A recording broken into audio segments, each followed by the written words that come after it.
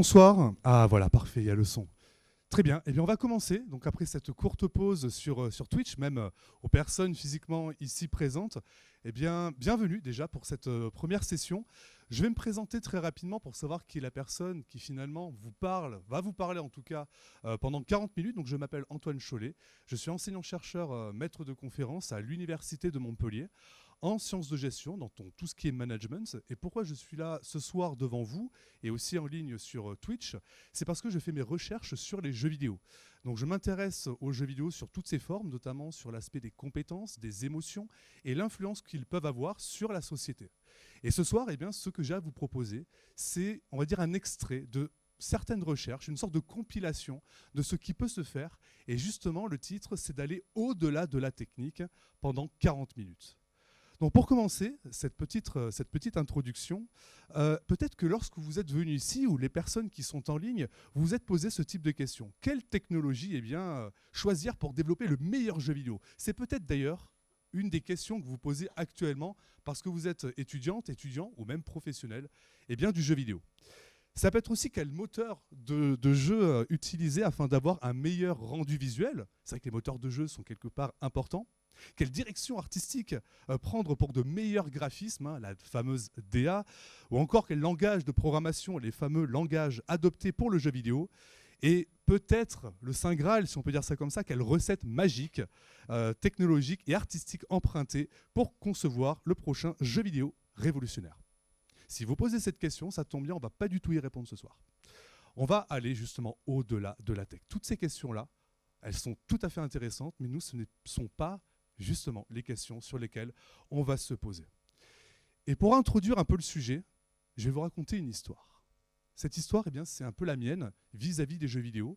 Et j'aimerais que vous puissiez, quelque part, à la fin de cette conférence, vous poser cette même question. Quelle est mon histoire avec le jeu vidéo? Moi, mon histoire, c'est un jeu qui s'appelle Final Fantasy X. Pourquoi je vous parle de ce jeu? Parce que ce jeu m'a beaucoup marqué. Et si je suis là devant vous ce soir, et même en ligne, c'est parce que ce jeu a eu un impact sur ma vie. Au niveau de l'identification au personnage, au niveau des choix, au niveau de la morale, au niveau de l'histoire, au niveau peut-être même du graphisme, si on peut dire ça. Mais en tout cas, ça a eu un impact énorme sur ma personne. Je m'en souviens encore, c'était il y a pas mal d'années, et pourtant encore maintenant, j'en parle à mes étudiantes et à mes étudiants en cours du fait que ce jeu m'ait marqué. Et donc c'est vrai que ça m'a donné envie de comprendre les jeux vidéo. Ce jeu, Final Fantasy X, est la source finalement de pourquoi je m'intéresse aux jeux vidéo et pourquoi je suis ce soir devant vous. Donc gardez en tête, même pour les personnes qui sont en ligne, cette question: quelle est mon histoire avec les jeux vidéo ou un jeu vidéo? On va aller plus loin, bien sûr. On va aller plus loin et quelque part les fondements du jeu. Est-ce que vous vous êtes déjà posé la question, c'est quoi un jeu? Qu'est-ce que c'est qu'un jeu? Même un jeu vidéo. Alors là, on va passer aussi rapidement sur des références, parce que mon objectif en tant qu'universitaire, finalement, c'est de vous donner des pistes de réflexion pour aller plus loin, pour comprendre, pour lire, pour écouter des références académiques, des livres, des articles de recherche, pour que vous puissiez aller plus loin que la simple technique. Alors, peut-être qu'on vous l'a présenté une fois, Colin Stewart. Alors c'était un ethnologue, ce pauvre monsieur malheureusement n'est plus de ce monde. Il s'est intéressé à la civilisation. Il s'intéressait à la civilisation et du rapport que la population mondiale entretient avec le jeu. On ne parle pas de jeux vidéo à ce moment-là.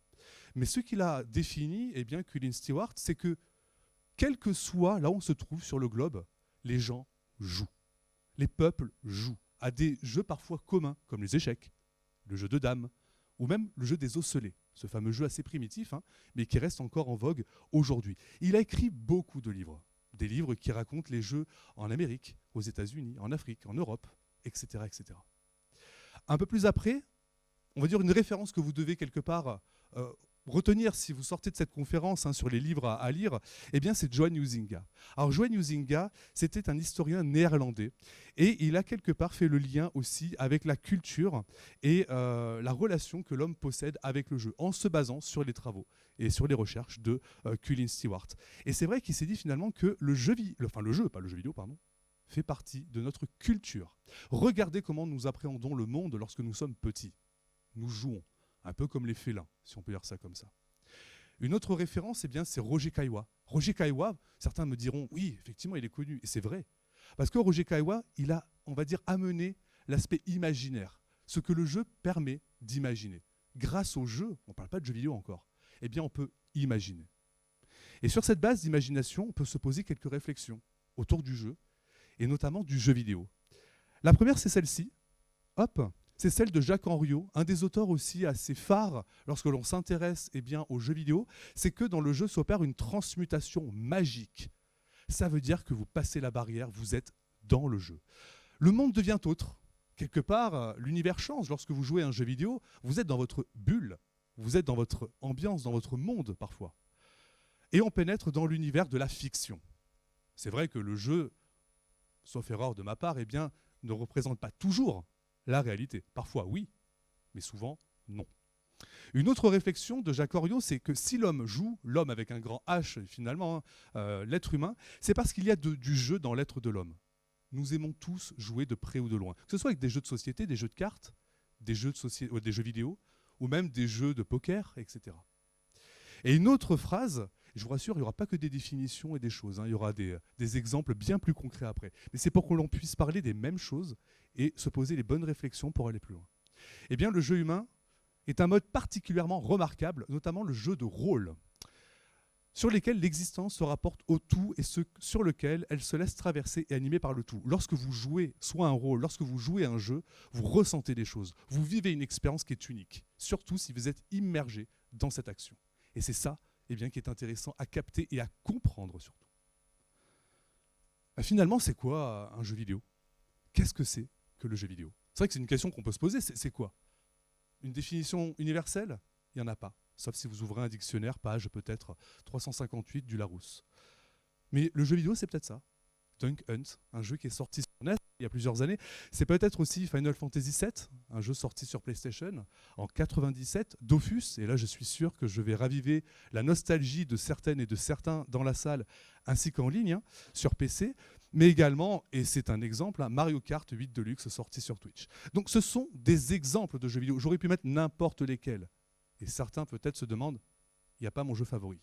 Parce que c'est vrai que le jeu est unique pour chacun. Chacun dira, moi c'est ça le jeu vidéo. Et il y a une réflexion que j'aime beaucoup qui est celle de Mathieu Triclot.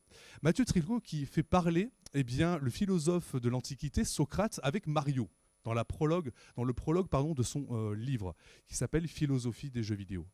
Et Socrate remet constamment en question la définition du jeu vidéo que propose Mario, pour en arriver à « il n'y en a pas forcément ». Chacun possède sa propre définition du jeu vidéo. Ça veut dire qu'il y a autant de jeux vidéo qui existent finalement que de joueuses et de joueurs qui peuvent les utiliser. Donc c'est vrai que sur cette base finalement de la définition du jeu, on peut se dire que pour apprécier un jeu, il faut y avoir joué finalement. Peut-être qu'on peut se poser ce genre de questions. Si vous créez des jeux plus tard, pour la plupart d'entre vous, vous serez dans des industries culturelles et créatives telles que le jeu vidéo, peut-être même le cinéma et j'en passe, peut-être même la musique. Et on peut peut-être se demander, pour pouvoir créer un jeu, je dois être un expert ou une experte du jeu vidéo. Je dois avoir joué à beaucoup de jeux vidéo. On peut se poser cette question. Mais là, je vais aller dans une autre analogie. Est-ce que pour apprécier un plat, on est obligatoirement gastronome? Est-ce qu'on est chef cuisinier 3 étoiles ici pour savoir apprécier, voire même créer certaines recettes? Je vous laisse vous répondre dans votre tête. On peut aussi, sur cette toile de Léonid Afremov, donc un peintre russe, se demander si chacun n'est pas un artiste finalement dans son âme. Est-ce qu'on peut apprécier une œuvre artistique telle qu'un tableau sans forcément être un peintre? Regardez les tableaux de Soulages, par exemple, du noir, c'est tout. Donc, on ne va pas parler de peinture ni de gastronomie, mais la fameuse question, est-il nécessaire d'être une personne experte du jeu vidéo afin de créer et apprécier une œuvre originale? La réponse n'est pas forcément. Regardez Minecraft. Minecraft, donc c'était un jeu qui est sorti en 2011. Je pense que beaucoup d'entre vous y ont joué, peut-être même qu'il y en a qui jouent encore. Et pourtant, c'est un développeur, Marcus Persson, qui l'a créé seul, sans être, on va dire, un crack des jeux vidéo dans la conception et dans la connaissance du jeu vidéo. C'était un joueur, mais ce n'était pas un crack. Et pourtant, on ne peut pas remettre en question la popularité et le succès de ce qu'est le jeu Minecraft. On pourrait, on va partir du principe que c'est un succès commercial et aussi une réussite vidéoludique. On pourrait se poser la question et débattre pendant des heures sur oui ou non. Ça, c'est vrai. Donc finalement, chacun d'entre vous peut créer un jeu. Mais un jeu, comment on le crée? Comment on le crée sans répondre aux questions de la recette miracle, hein. Un petit peu de Unity, un petit peu d'Unreal Engine, un petit peu de C#, et ça fait le jeu parfait. Ça, effectivement, on pourrait se la poser. Ce n'est pas le but de cette conférence. Eh bien, il y a des spécificités au jeu vidéo. Il faut savoir que le jeu vidéo, c'est, on va dire, un média qui permet l'imaginaire. J'en ai parlé tout à l'heure parce que c'est un espace d'ordre et de perfection temporaire dans un monde imparfait. Lorsque vous jouez à un jeu vidéo, tout vous semble bien. Il y a beaucoup d'hédonisme, c'est-à-dire de beauté. Vous vous sentez peut-être dans un monde rassurant. Ça va. Ce qu'on appelle un peu le mode de chill, entre guillemets. Il y a aussi ce caractère volontaire et déconnecté de la réalité. Lorsque l'on va dans un jeu, on y va de manière volontaire. Essayez de forcer quelqu'un à jouer, dont un jeu vidéo, vous allez voir comment il va réagir. Il ne va pas être dans le fameux jeu. Il ne va pas rentrer dans le jeu, comme on dit, cette fameuse expression. Il ne va pas être dans le jeu. Donc, c'est un caractère volontaire et surtout déconnecté de la réalité. Là, je vais vous donner un exemple. Il y en aura pas mal d'exemples pour vous illustrer un peu ce que je sous-entends. Même si c'est quelque chose que je n'aimerais pas vous rappeler, peut-être une dernière fois, rappelez-vous ce qui s'est passé il y a 2 ans avec la Covid-19. Bien, il y a un jeu qui est sorti le 20 mars 2020. À croire que c'était fait exprès. On ne va pas être complotiste, bien entendu, mais Animal Crossing New Horizons sort. Beaucoup de personnes se sont mis à jouer à Animal Crossing New Horizons. Peut-être d'ailleurs que vous en faites partie dans la salle et en ligne. Ce jeu a eu énormément de succès. Pour la simple et bonne raison qu'on était dans un monde parfait. En tout cas, selon les joueurs, que tout allait bien. On faisait sa récolte de navets, ses petites clochettes, on faisait du troc, on invitait ses amis sur l'île. Hey, salut, ça va? Et donc finalement, tout se passait bien dans le meilleur des mondes, comme si, pour citer une œuvre théâtrale. Donc c'est quelque part un caractère volontaire. On a obligé personne à jouer à Animal Crossing sur une chaise pendant 2 ans. Déconnecté de la réalité et surtout créatif. Donc là, on en a un exemple assez récent. Mais c'est aussi des nouvelles expériences. Alors vous voyez, à chaque fois, je mets des petites références académiques, si ça vous intéresse, pour aller plus loin, pour lire, parce que c'est ce que je vous invite à faire dans cette conférence, c'est lire. J'ai des étudiants, notamment dans les cursus jeux vidéo. Pour moi, ils lisent pas assez, ils écoutent pas assez. Allez lire, allez vous cultiver, allez plus loin que les cours que l'on vous donne, allez plus loin. Et donc March, quelque part, il dit que le choix mène à de nouvelles expériences. Lorsque vous faites des choix dans la vie, je vais choisir alors des choix un peu plus évolués que ce soir, ça sera pizza ou salade composée, un peu plus. Mais des choix peut-être de vie, des choix amoureux, des choix professionnels. Eh bien, dans les jeux vidéo, vous êtes parfois amené à faire des choix. Et souvent, très difficiles.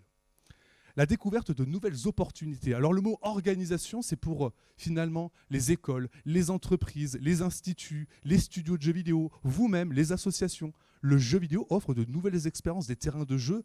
Pensez à la réalité virtuelle, par exemple, la réalité augmentée.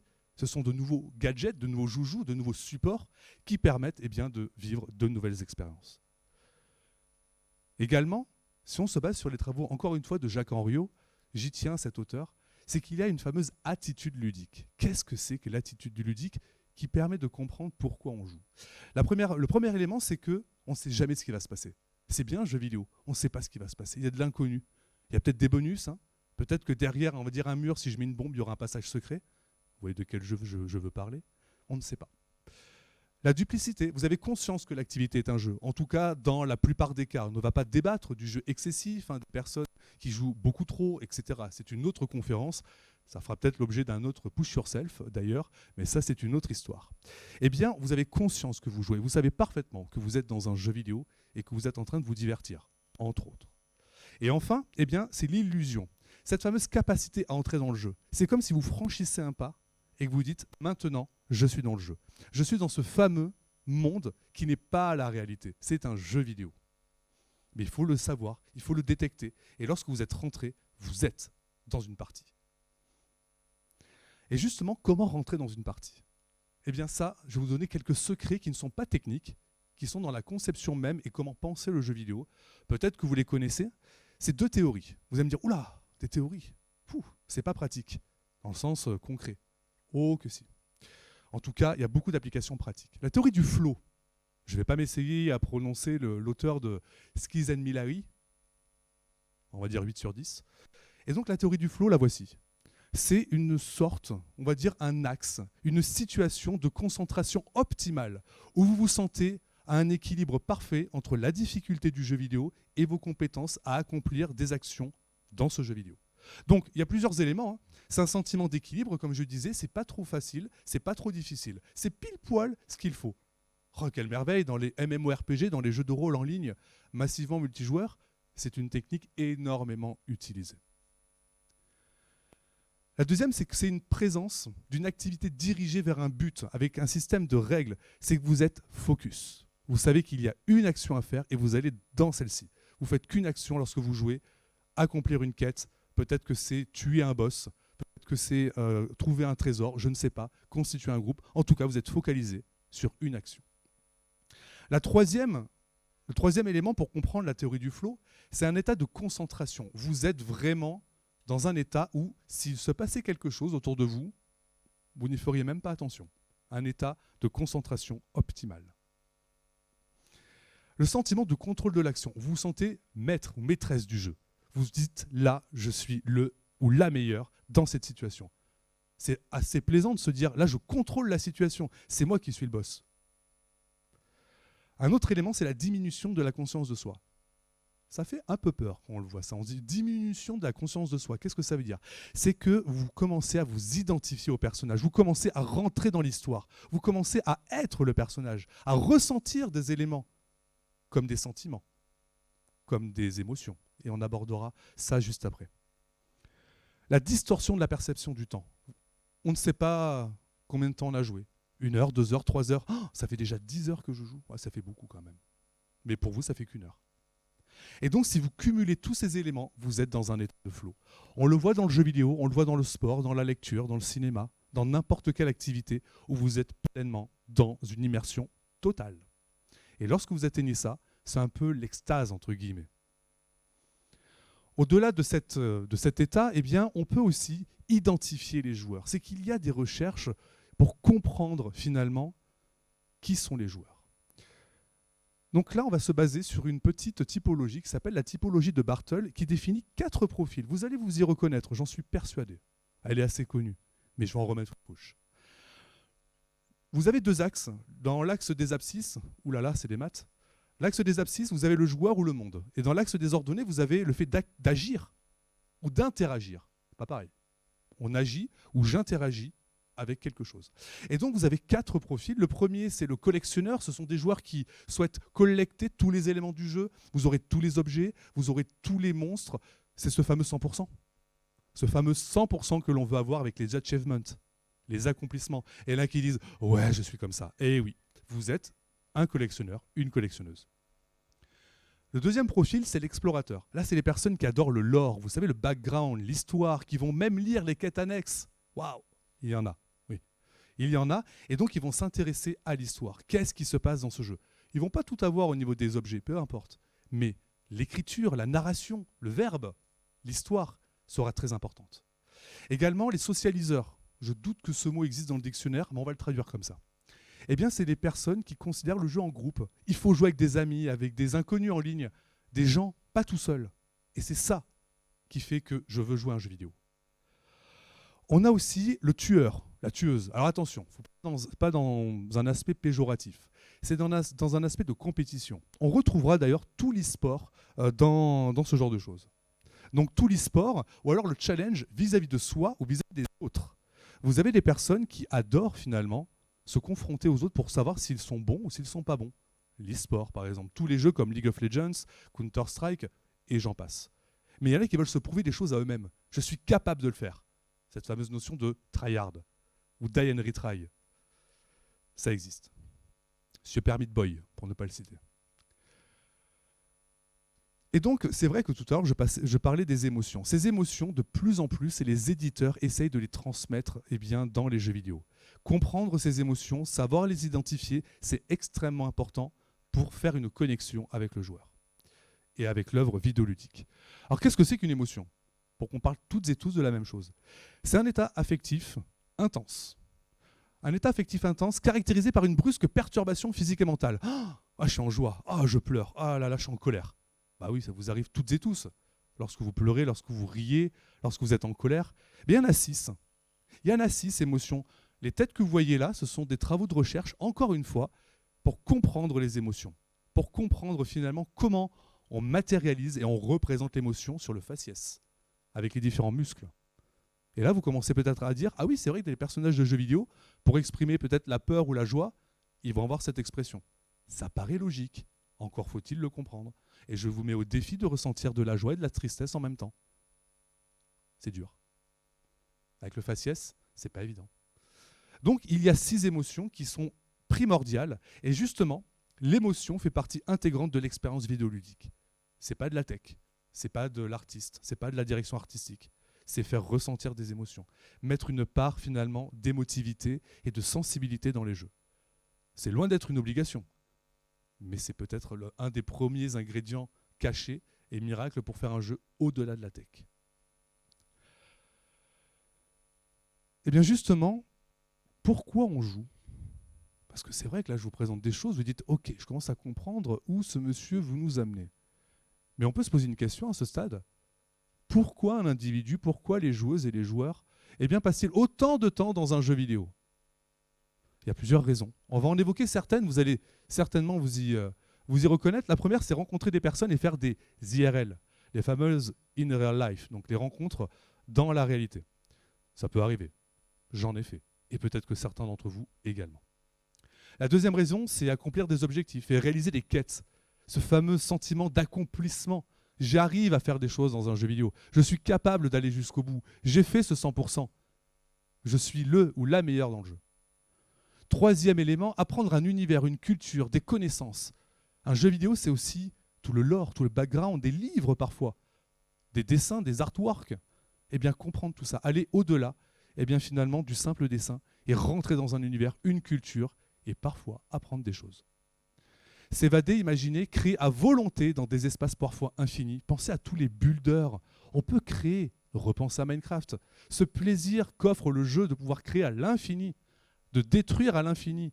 Ah, c'est cool de détruire. Vous savez, ces Fury Room là, qui existent, ce plaisir que l'on peut ressentir à détruire des choses. Il y a beaucoup de jeux vidéo qui sont basés sur cette mécanique et ce sentiment plaisant qu'a l'être humain de détruire. Je ne dis pas qu'il faut le faire dans la réalité, bien entendu. Mais justement, le jeu vidéo vous le permet.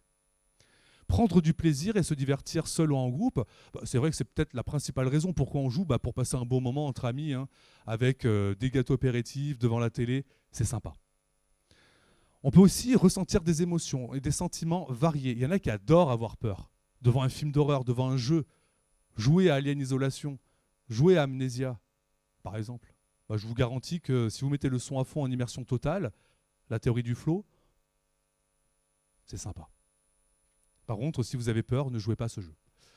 Réaliser l'interdit et expérimenter des actions parfois impossibles à réaliser. Voler, mais dans tous les sens du terme.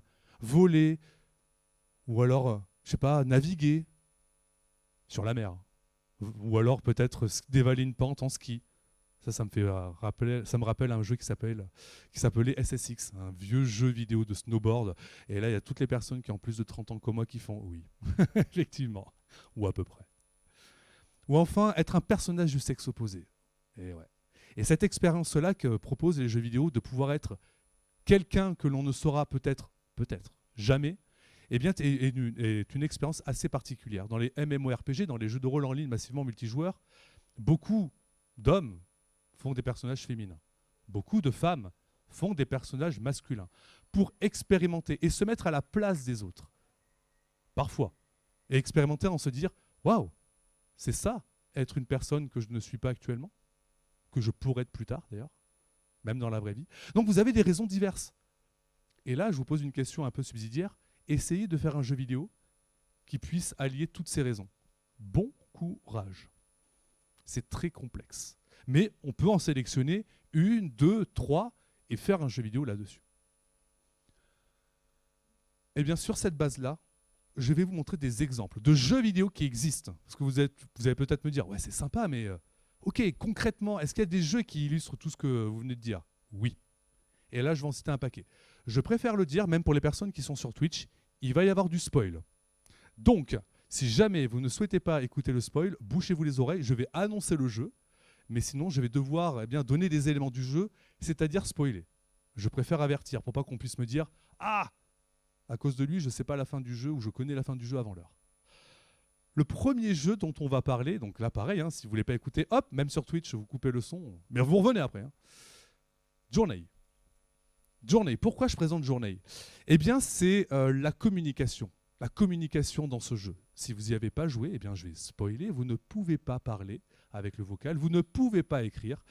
Et surtout, eh bien, vous errez avec des gestes, avec le chant. Est-ce que vous connaissez d'autres jeux vidéo qui empêchent le joueur de pouvoir communiquer avec les autres? Il n'y en a pas beaucoup.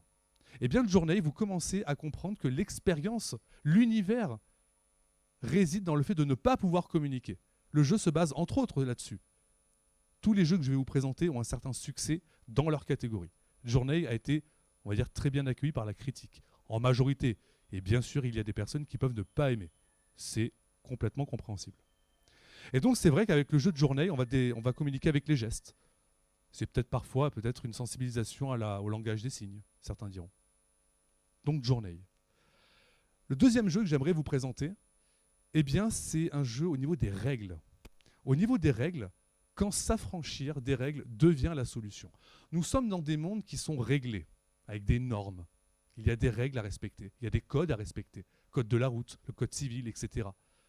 Est-ce qu'on vous propose dans des jeux de ne pas respecter ces règles? Souvent on dit il faut faire ceci, il y a ce fameux tutoriel au début du jeu qui vous dit sautez, allez chercher tel objectif. Eh bien le jeu, The Path, donc là pareil si vous n'avez pas été spoilé, bouchez-vous les oreilles, est un jeu très simple. On suit un chemin. Waouh! J'ai payé 20 € pour suivre un chemin, vous allez me dire. Eh bien si vous suivez le chemin, il ne se passe pas grand-chose finalement. Vous suivez un chemin et vous arrivez à la fin du jeu, bravo, c'est super. Si vous connaissez le jeu Stanley Parable, c'est exactement la même chose. Donc vous suivez le chemin. Vous recommencez le jeu, vous suivez le chemin. Et là, vous commencez à vous dire quelque chose que je ne comprends pas. Et le jeu, au bout d'un moment, vous dit ça serait cool peut-être d'aller au-delà du chemin. Ah oui, c'est vrai que j'y avais pas pensé. Enfin, si vous n'avez toujours pas compris, le jeu vous le propose. Et vous commencez à aller dans cette forêt, vous commencez à vous aventurer. Et c'est là que le jeu prend tout son sens. C'est lorsque l'on va s'affranchir des règles, de la règle du jeu qui nous dit « suivez ce chemin », que vous allez faire des rencontres très étranges, belles ou horrifiques. Et j'en dis pas plus quand même pour vous garder un peu le suspense. Mais le jeu prend son sens lorsque l'on va au-delà des règles du jeu vidéo. Un autre jeu et une autre thématique qui montre ces univers extraordinaires que l'on peut faire sans forcément être un crack ou une crack dans le code ou dans la direction artistique, même si c'est un plus. Vivre l'art de l'échec vidéoludique. Et là, vous avez une référence, c'est Joule. Rien à voir avec le chanteur. Jesper Joule. De son prénom, eh bien Jesper Joule évoque le fait de rater, le fait d'être en échec dans un jeu vidéo. Ça vous arrive, certainement. Et vous avez certains jeux, et là je vais prendre l'exemple de Crisis Core Final Fantasy VII. Pareil, on se bouche les oreilles parce que là j'ai carrément spoilé la fin.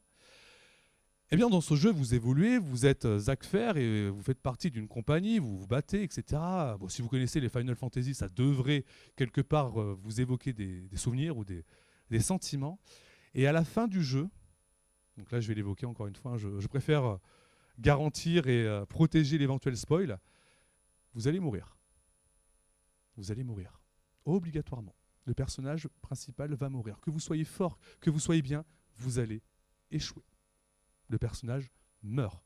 Et il n'y a pas de glitch ou quoi que ce soit pour passer à travers cette défaite. Le jeu vous le fait comprendre que le moment est tragique. Et vous ressentez là des émotions, peut-être que vous y avez joué. Moi en tout cas, j'ai pleuré. Est-ce que c'est OK pour pleurer devant un jeu vidéo? Oui. Même quand on est un homme, il faut le dire. Je vois qu'il y a des personnes qui se bouchent les oreilles, on passe au jeu suivant.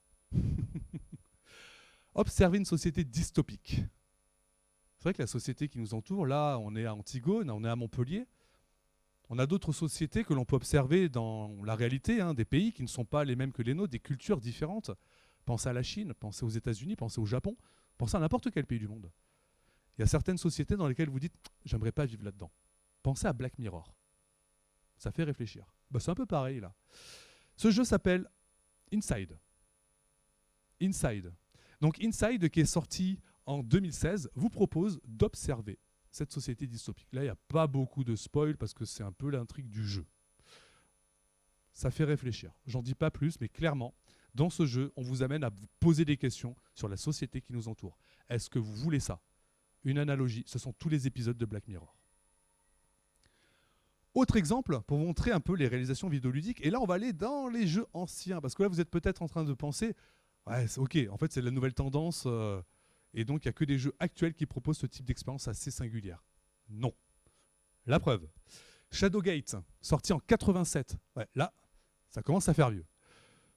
Est-ce qu'il y a des gens qui ont joué à ce jeu dans la salle? Alors, il est ressorti sur PlayStation 4, hein, il n'y a pas très longtemps. Ce jeu, c'est un point and click, assez vieux. Et en fait, dans ce jeu, lorsque, pareil, si vous ne voulez pas être spoilé, vous bouchez les oreilles, vous avez les torches là. Vous voyez, ici. Ces torches, ça vous représente votre moyen de vous déplacer dans le jeu. Et bien, lorsque les torches commencent à être dans une luminosité très faible, via l'ambiance sonore, via la musique, on vous fait comprendre que vous êtes un peu dans le pétrin et que vous allez bientôt mourir. Et je peux vous garantir que la musique, vous êtes comme ça. L'ambiance est très, très oppressante. Et vous la vivez. Un autre jeu qui évoque, et pourtant on ne pourrait pas croire, Yoshi's Story. Oh, on change d'univers. Hein. Nintendo. Là, pareil, si vous avez des pétales, ça représente votre vie ici, les pétales de fleurs. Quand vous en avez, tout va bien. Mais lorsque vous n'en avez plus, la petite fleur, la marguerite, eh bien, devient bleue. Et là, la musique change. Et on fait comprendre qu'il serait peut-être temps un peu de ramasser des pétales, sinon tu meurs. Et là, la musique vous fait comprendre que l'ambiance est oppressante. Donc c'est vrai qu'au-delà de la tech, ça peut passer par la musique. Et je pense à tous ces métiers autour du sound design, autour de la musique, qui peuvent immerger et apporter un plus, une valeur ajoutée aux jeux vidéo. Ce n'est plus une surprise et ce n'est plus un scoop, bien entendu. Mais là, on le comprend avec les sound effects et la musique. Autre expérience que celle-ci, j'adore faire expérimenter à mes étudiants lorsque j'en parle durant un peu plus de temps, eh bien, c'est contempler et apprécier l'éphémérité de la vie. Je suis désolé de vous dire ça, sauf miracle, nous allons tous mourir. Je plombe l'ambiance. Eh bien justement, lorsque l'on est en vie, comme nous aujourd'hui, et heureusement, ce jeu-là, qui s'appelle Orchids to Dusk, vous propose de vivre une expérience très singulière. Pareil, fermez les oreilles. Ce jeu est gratuit, vous pouvez l'expérimenter. Ce jeu est gratuit, il est trouvable sur Internet. Donc, si vous voulez pas être spoilé, il est très court, hein, il dure 5-10 minutes. Hein. Dans ce jeu, donc là, je vais révéler, vous êtes un astronaute et vous vous crachez sur une planète extraterrestre. La voici. Et c'est tout. Waouh. En fait, non, ça va un peu plus loin. Vous pouvez marcher. Vous avez une barre d'oxygène. Inéluctablement, elle arrive à 0. Inutile d'avoir fait Bac+8 pour comprendre que lorsqu'il n'y a plus d'oxygène, on meurt. Eh bien, le personnage va voir des paysages, des fleurs, des plantes, et vous avez l'occasion de marcher. Vous pouvez vous arrêter de marcher. Et le jeu vous propose carrément d'enlever votre casque. Pareil, je ne vais pas vous faire un dessin. Vous mourrez. Eh bien, lorsque vous allez mourir dans ce jeu, parce que oui, vous allez mourir, vous allez devenir une de ces plantes. Et là, on comprend finalement, un peu comme certains films, que est-ce que les autres plantes n'étaient pas d'autres astronautes qui s'étaient crachés auparavant et que finalement nous sommes un de plus et que les autres personnes qui viendront explorer cette planète seront de futures plantes également et qui nous verront sous cette forme-là et pas la forme humaine. C'est un peu ce qui a été évoqué par les concepteurs et les développeurs. On vit une expérience de contemplation de la vie avant la mort. C'est une errance vidéoludique. On erre. Du verbe errer, bien sûr. Ce jeu-là aussi, il est accessible et gratuit en ligne. Pareil, je fais jouer mes étudiants lorsque j'en ai l'occasion, parce que c'est une expérience très particulière. Il s'appelle Adventures with Anxiety. Et là, peut-être que certains vont se reconnaître. Cette anxiété qui peut être un défaut, qui peut être dur à vivre pour certains. Certains sont anxieux ou anxieuses. Et vous avez du mal à pouvoir vivre parce que vous êtes toujours anxieux ou anxieuse. Ce jeu vous permet d'expérimenter le fait d'apprivoiser l'anxiété. Parce qu'en fait, dans ce jeu, vous êtes l'anxiété. Et vous devez détruire votre être humain. Détruire votre être humain. Et tout le jeu prend son sens lorsque l'on comprend qu'on ne peut pas battre l'anxiété. On l'apprivoise, on la comprend. Et c'est comme ça que la personne peut rester en vie et être bien. Ce jeu vous le fait comprendre. J'avais fait jouer à ce jeu à mes étudiants, comme je l'ai dit, et je me rappellerai toujours, il y a 5-6 ans, il y a une personne... il n'y a pas 5-6 ans, pardon. Il y a 2 ans, pardon. Je me confonds avec un jeu, parce que c'est vrai que sorti 2019, ça sera un peu dur, il y a 5-6 ans. Il y a 2 ans, j'ai une étudiante qui a commencé à pleurer. Et qui m'a dit, monsieur, je commence à mettre des mots sur ce que je vis au quotidien. on avait peut-être touché une corde sensible au niveau de sa personnalité. Mais elle était contente a posteriori. Au début, c'était pas évident. Elle a fait là, je crois que j'arrive à mettre des mots. Parce que ce jeu vous amène à réfléchir autour de l'anxiété, bien entendu. On arrive à la fin des exemples, mais un autre qui me tient à cœur, se mettre à la place d'autrui et prendre du recul sur la réalité. Pas assez dans notre société, on se met à la place des autres. Cette fameuse empathie que l'on peut avoir, si vous l'avez, c'est exceptionnel, cette qualité de l'empathie, de se mettre à la place d'autrui, de comprendre ce que les autres vivent. Ce jeu, qui s'appelle « Enterre-moi mon amour », qui est une phrase dans le monde arabe que l'on dit, et qui veut dire, en termes français, « Je t'aime, ne meurs pas avant moi ». Donc c'est ça en fait, je t'aime, ne meurs pas avant moi. On vit l'histoire de Nour qui est une immigrante qui part de Syrie et qui vient en Europe. On voit avec un jeu à choix, parce que ce sont des choix sous la forme d'un smartphone d'ailleurs, donc c'est jouable sur smartphone, on doit faire des choix. On se dit waouh, c'est impressionnant, ok, on arrive à la fin du jeu. Une des fins du jeu, il y en a beaucoup, ça rappelle BioShock. Et lorsque l'on a fini le jeu, on comprend un peu le poteau rose. En fait, cette histoire, c'est une histoire vraie. Et on se dit qu'on vient de vivre, via un jeu vidéo, ce que des milliers de gens peuvent vivre en immigrant en Europe. Et on se met à la place d'autrui dans ce jeu vidéo. On vit finalement ce que d'autres vivent comme calvaire. On pourrait faire une analogie, sans rentrer dans le débat, avec ce qui se passe sur un fameux bateau en ce moment. Sentir l'espoir et la solidarité dans une situation désespérée. C'est-à-dire que des fois, il y a des situations, même dans la vie, la vraie vie, on se dit c'est peine perdue, c'est foutu, j'y arriverai jamais, c'est foutu. Vous avez un jeu, pareil, là, bouchez-vous les oreilles, qui s'appelle Pyre. Pourquoi je vous parle de Pyre, de Super Giant Games? Ce sont les mêmes qui ont fait Bastion, qui ont fait Transistor aussi. Eh bien, dans ce jeu, vous allez vivre une aventure à choix et un jeu d'action. Donc là, il y a deux phases, des phases d'action et des phases d'aventure, de narrative design. Vous vous dites au fil du temps que vous allez tous vivre parce que vous êtes un groupe d'exilés et vous allez tous peut-être sortir de ce monde en exil. On vous le fait croire en tout cas, le jeu vous le fait croire pendant une bonne partie du jeu. Et arrive un moment où vous comprenez que ce ne sera pas le cas. On vous fait comprendre qu'il y a certains de vos coéquipiers qui vont rester dans ce monde d'exilés et que vous n'allez plus revoir. Et donc vous devez faire des choix cornéliens. Parce que finalement, qui est-ce que vous voulez sauver? Ce personnage ou ce personnage? Et les deux vous disent « j'aimerais bien que ça soit moi ». C'est dur. Et donc le narrative design de ce jeu vous fait comprendre que dans une situation désespérée, sauvons les meubles.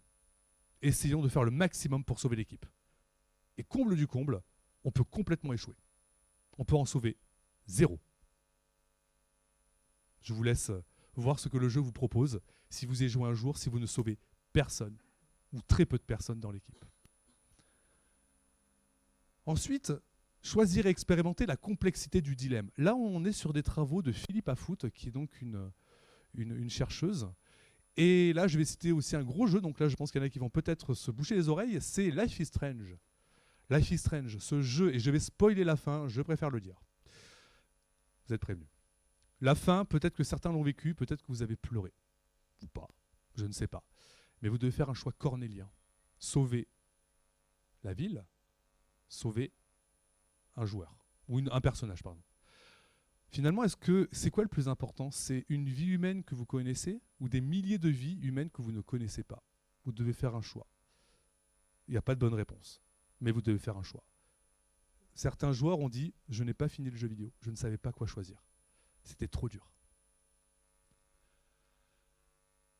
Eh bien justement, on va sortir de ces univers et comprendre un peu l'inspiration. C'est-à-dire, ok, là je vous ai présenté des expériences atypiques, et si on va encore au-delà du jeu vidéo, quelle est l'influence des jeux vidéo sur notre société, sur les gens, sur vous, sur moi, sur les gens dans la rue, sur la ville, sur le monde? Je vais citer quelques exemples pour vous faire réfléchir. Le premier, c'est avec cet exemple de The Legend of Zelda Breath of the Wild. Je ne sais pas si vous le savez, mais le Temple du Temps a été inspiré d'un vrai bâtiment qui se trouve en Saône-et-Loire, en France, dans la ville de Paray-le-Monial. Ça ne s'invente pas, c'est vrai. Si vous ne me croyez pas, regardez. Alors, avec une bonne vue, là c'est pixelisé peut-être, mais vous avez le clocher qui est, on va dire, qui est assez identique. Vous avez aussi les 2 petites tours avec des chapeaux, vous dites ah ouais, c'est pareil, c'est pas un hasard. Hein. Ou alors les fenêtres, ou la tour, vous dites ah oui, pareil, il y a de fortes ressemblances. En fait, les concepteurs ont avoué, lorsqu'ils étaient en vacances, parce qu'ils prennent des vacances en France, c'est bien, qu'ils s'étaient inspirés de ce bâtiment pour créer, finalement, eh bien, le temple du temps. L'inspiration que vous pouvez avoir tout autour de vous, le monde entier est une inspiration. Inspirez-vous de tout ce que vous voyez, tout ce que vous entendez, tout ce que vous vivez. Au-delà des bâtiments, eh bien, il y a tout ce qui est artistique. Si vous avez joué à un jeu qui s'appelle Dark Souls 3, eh bien, le graphisme ressemble beaucoup aux peintures de Gustave Doré. Gustave Doré, hein, donc, qui était un peintre. Et vous regardez, ça a l'air d'être assez complémentaire. Je tire cette source eh bien, d'un reportage du CEL, du syndicat des éditeurs de logiciels de loisirs, que je vous conseille. Ils ont fait plein de vidéos. Je fais peut-être un peu de pub, mais ça vous permet d'aller au-delà du jeu vidéo, justement. Au-delà de la technique, pardon. Mais au-delà, peut-être même parfois, du jeu vidéo. On va s'inspirer eh bien, de peintres déjà existants. On arrive petit à petit à la fin de cette conférence.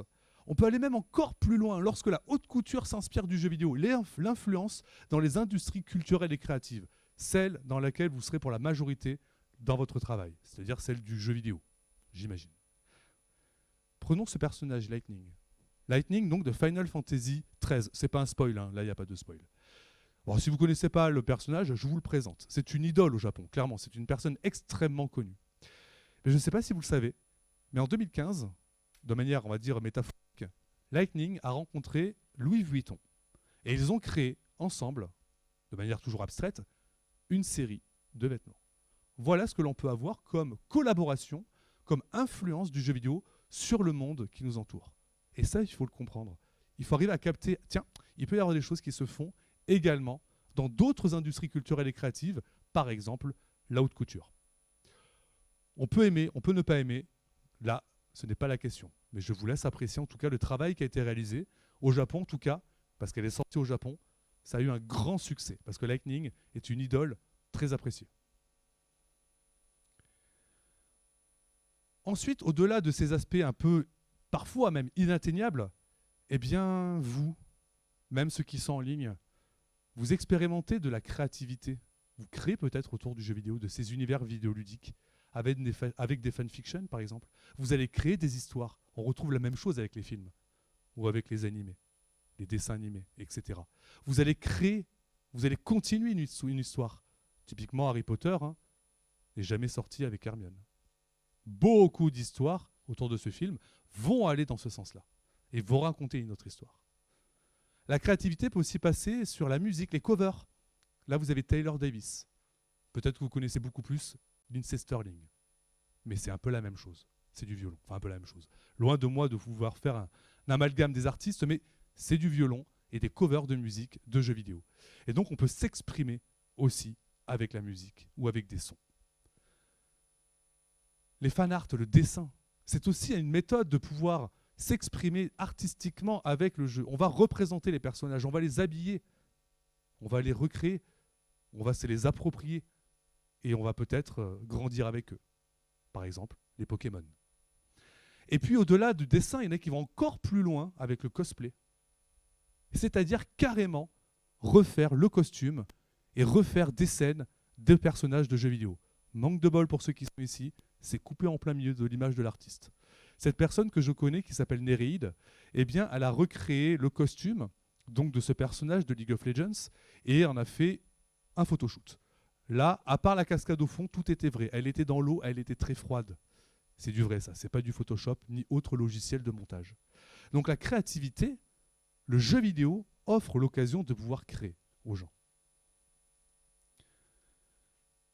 Autre chose aussi que je voulais vous partager, et je vous rassure, je pense que j'ai fini dans quelques minutes, eh bien c'est le lien entre les jeux vidéo et les cauchemars, et les rêves. Le rêve qui est on va dire un concept très méconnu, en tout cas on commence à avoir des réponses. Pourquoi nous rêvons? Pourquoi finalement nous sommes dans cette réalité alternative? Parce que finalement, est-ce que la réalité virtuelle et le rêve ne sont pas deux mondes parallèles à celui que l'on vit actuellement? C'est très philosophique, mais je vous pose la question et vous pouvez y réfléchir. Donc le lien entre pratique du jeu vidéo et les rêves. On va parler de cauchemars et de rêves lucides. il y a des travaux qui ont montré, donc là ce n'est pas quelque chose que je dis de moi-même, eh bien c'est les travaux de Jane Gakenbach, qui est une Canadienne, qui a montré dans ses recherches, avec ses expérimentations, que eh bien, les joueurs de jeux vidéo d'horreur font moins de cauchemars. Pourquoi? On le comprend aujourd'hui. C'est que le cauchemar a une utilité pour l'être humain. Laquelle? De vous préparer à d'éventuels dangers que vous pouvez vivre dans la réalité. Je pense qu'au moins une fois, et sinon tant mieux, vous avez fait le cauchemar de se faire tuer, de se faire agresser, des choses assez gaies finalement, de se faire poursuivre par un monstre, d'être seul, d'être nu dans la rue ou dans un autre lieu public, et j'en passe. On ne va pas faire toute une liste de cauchemars ou de tomber. Eh bien, les jeux vidéo d'horreur vont vous expérimenter à ce genre de choses, via le visuel. Votre cerveau, finalement, que ce soit un jeu vidéo ou que ce soit le rêve, c'est pareil. Vous allez le tromper, votre cerveau. Votre cerveau, sur ça, pour lui, c'est exactement la même chose. Que vous rêviez ou que vous jouiez à un jeu vidéo, il va emmagasiner les mêmes informations. Donc, en jouant à des jeux d'horreur, vous allez vous exposer à ce fameux danger. Donc, vous ferez moins de cauchemars. Par contre, quand vous ferez des cauchemars, ceux-ci seront beaucoup plus violents. Désolé, ouais, je finis par une bonne... Ouais, yes. Et les joueurs très réguliers de jeux vidéo font davantage de rêves lucides. Qu'est-ce que c'est que le rêve lucide? C'est le fait de pouvoir savoir que vous rêvez. Si vous l'avez déjà expérimenté, et j'en fais partie de ces personnes, c'est juste extraordinaire. Vous avez conscience que vous êtes en train de rêver et vous pouvez faire un peu ce que vous voulez. Alors, je ne peux pas demander via Twitch, est-ce qu'il y en a qui ont déjà fait des rêves lucides ici? Voilà. Il y en a qui en font régulièrement, d'autres jamais, et qui se disent « mince, c'est dommage ». Eh bien, si vous jouez régulièrement aux jeux vidéo, vous allez nourrir votre cerveau finalement d'univers fantastiques, un peu tout comme ceux que je vous ai présentés avant, d'univers hédoniques, d'univers de fantaisie. Et votre cerveau va vous offrir la possibilité finalement de les contrôler. Vous ne pouvez pas finalement contrôler vous-même. Ce n'est pas en se disant « ce soir je fais un rêve ludique, ce soir je fais un rêve ludique ». Non, ça ne marche pas. Par contre, la probabilité que vous en fassiez un est beaucoup plus importante. En conclusion de cette conférence, en fait, pendant tout ce temps-là passé ensemble, je vous ai peut-être menti. Pourquoi? Je vous avais parlé d'une recette miracle. Peut-être qu'elle existe, en allant au-delà de la technique. Et pour cela, je vais vous inviter à réfléchir aujourd'hui, demain, dans vos études, lorsque vous allez créer des jeux vidéo, à vous poser ces questions-là, qui pour moi sont potentiellement la recette créative du jeu vidéo que vous allez faire. Le premier élément que je souhaiterais vous partager, eh bien, c'est le fait d'amener la pensée complexe. Qu'est-ce que ça veut dire? C'est-à-dire de gratter, d'aller au-delà justement du jeu vidéo, d'aller plus loin que ce que le créateur veut vous montrer. Vous en avez eu des exemples tout à l'heure avec le jeu que je vous ai présenté. Et là, c'est la pensée d'Edgar Morin, si vous connaissez, que l'on soit pour ou contre. C'est un autre débat, mais en tout cas, la pensée complexe. Allez au-delà, vous posez des questions. Pourquoi vous voulez créer un jeu vidéo? Le deuxième élément, c'est entrer dans le cercle magique. C'est ce que Huizinga propose en disant il faut faire rentrer l'individu, le joueur, la joueuse, dans ce cercle magique, dans ce jeu, dans cet univers où il se dit ah, là je suis dans un jeu, là je suis bien. Pensez à Animal Crossing par exemple. Donc rentrez dans ce cercle magique. Faites comprendre à la personne qu'elle rentre dans ce cercle. Le troisième, c'est offrir une possible hétérotopie. J'utilise beaucoup de mots peut-être assez inconnus. C'est quoi une hétérotopie? Eh bien, c'est une représentation physique de quelque chose d'utopique. Qu'est-ce que ça veut dire? Un exemple. Eh bien, pour un enfant, entre 5 à 12 ans, c'est la cabane dans les arbres, c'est la cabane au fond du jardin, si on peut dire ça comme ça, qui va représenter cet endroit génial où il est tout seul. Ça sera le chevalier qui va défendre le château fort, etc. C'est sa cabane.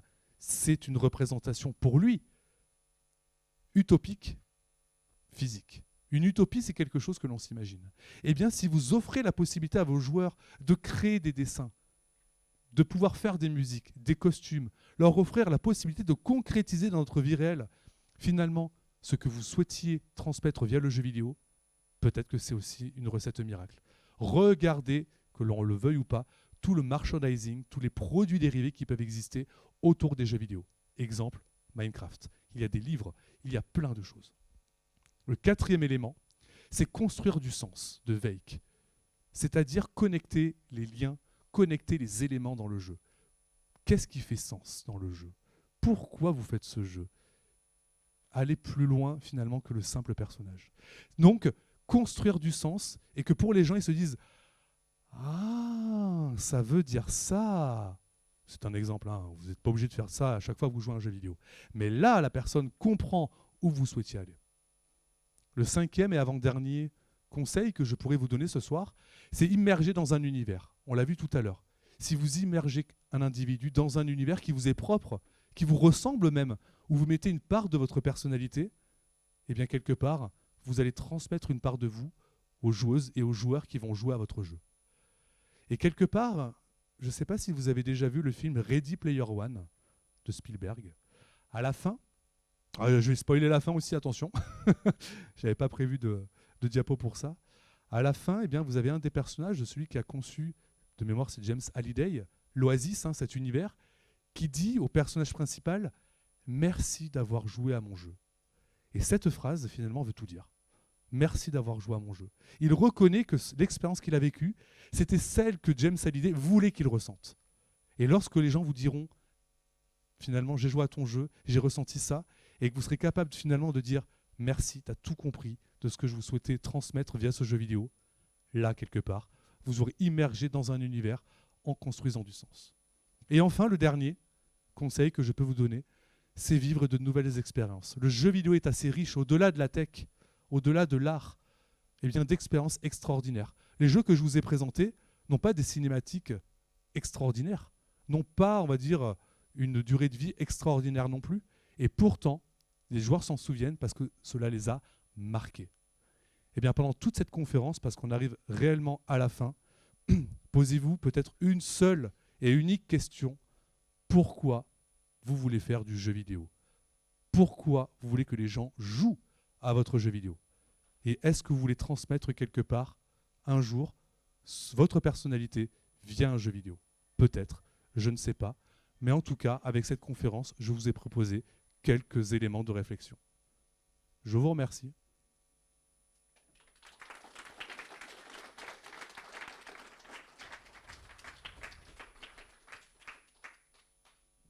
Et je remercie aussi Twitch.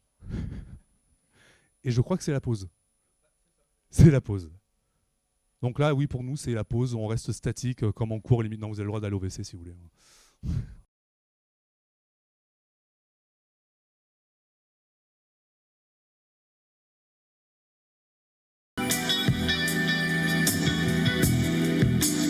Fuck you, damn nigga.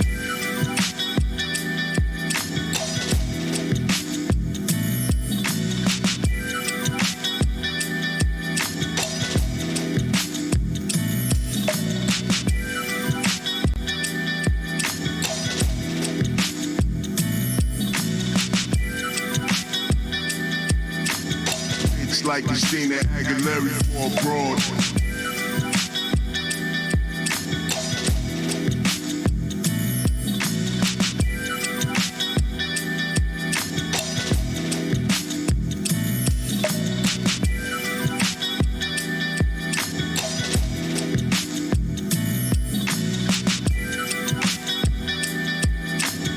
Fast money, fast guns, we party every night.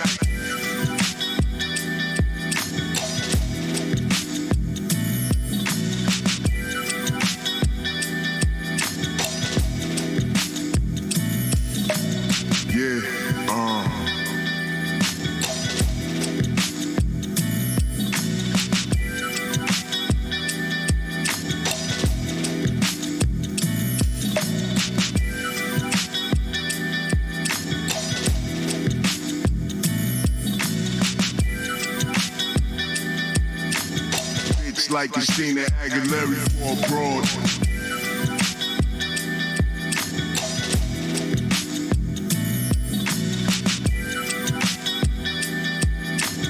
Fast money, fast guns, we party every night.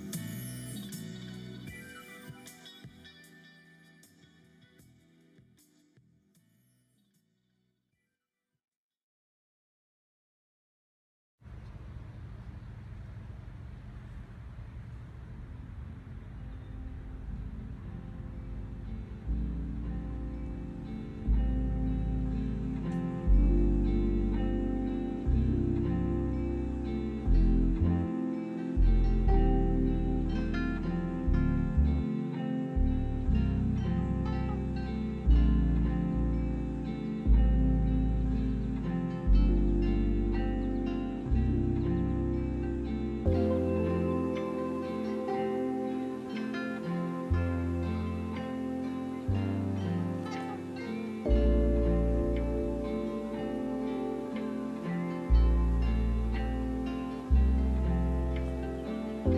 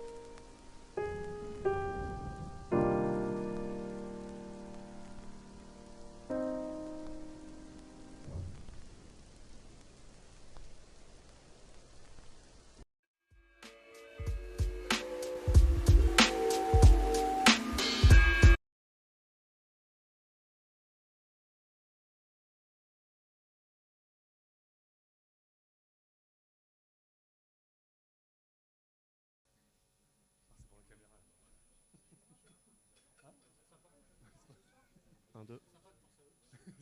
Est-ce que ça marche?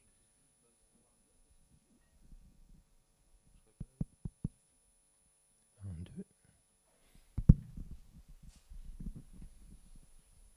Et rebonsoir, on se retrouve donc après cette conférence d'une 50aine de minutes. J'espère que ça vous a plu. Vous pouvez ne pas avoir aimé, je l'accepte totalement. Bien sûr, il faut avoir différents avis. Et c'est maintenant la phase de questions-réponses. Alors, il y en a, j'imagine, via Twitch, mais il y en a peut-être dans la salle. Et donc, c'est Lucas qui va donner le micro. Est-ce que vous avez des questions ou même peut-être des témoignages? Ça pourrait être aussi sympathique à partager. La parole est à l'audience, c'est au public, en ligne ou ici. C'est à vous. C'est toujours la première question ou la première remarque qui est dure. Après... Bonsoir. Bonsoir. D'abord, merci pour la conférence. Je vais faire un petit point témoignage au début très rapide. Je suis très content de voir Orchid to Dusk dans la présentation. Enfin, c'est un de mes jeux préférés, donc ça fait plaisir de le voir. Et je voulais vous demander, du coup, c'est une question un peu plus méta, mais c'est quoi qui vous a mené du coup de la science de la gestion aux jeux vidéo au-delà de FF10 ? Comment vous êtes rentré dans votre parcours du coup là-dedans et commencé à faire de la recherche dessus et comment c'est venu en fait? C'est vrai que c'est une question que je me suis posée moi-même lorsque j'étais dans mes études. Hein. Donc, je joue aux jeux vidéo depuis tout petit, certainement comme la plupart d'entre vous. Et donc, je me suis rendu compte qu'il y avait de belles expériences et donc j'ai connu FF10. J'avais un rêve quand j'étais étudiant, quand j'étais même à l'entrée de l'université, c'était de pouvoir créer des jeux vidéo. Je voulais être développeur. Je voulais être développeur de jeux vidéo. J'ai fait un DUT informatique et malheureusement, j'étais pas très bon en technique. Et donc je me suis dit, ok, je ne peux pas réaliser, parce que j'étais au maximum de mes capacités techniques, comment faire autre chose que de la technique. Et je me suis dit, autant les gérer, parce qu'on peut être chef de projet jeux vidéo. J'ai donc fait des études de gestion, de management, en lien avec ce que je pouvais aimer, l'informatique, pour être chef de projet. Et c'est vrai que je ne l'ai pas dit tout à l'heure lors de la présentation, mais j'ai pu expérimenter le fait d'être chef de projet. J'ai été chef de projet jeux vidéo et Serious Game avant d'être enseignant-chercheur. Mais pour être tout à fait honnête, ça ne me suffisait pas. Je les gérais au quotidien, les jeux, c'était super. J'avais des équipes. J'avais d'ailleurs des personnes qui sont là ce soir avec moi. Donc, pour info, le directeur d'IartSup a travaillé avec moi, Benoît. Donc, je ne sais pas s'il m'entendra ou en rediffusion. Voilà, donc c'était un clin d'œil. Je pense aussi à François de Push-Start, François Cubain. Donc, ces deux personnes, j'ai travaillé avec elles et je voulais aller plus loin. Je me posais des questions, en fait, au-delà de FF10 d'ailleurs. Et donc, je me suis dit, ça apporte des choses. Le jeu vidéo m'apprend des choses, et notamment des compétences.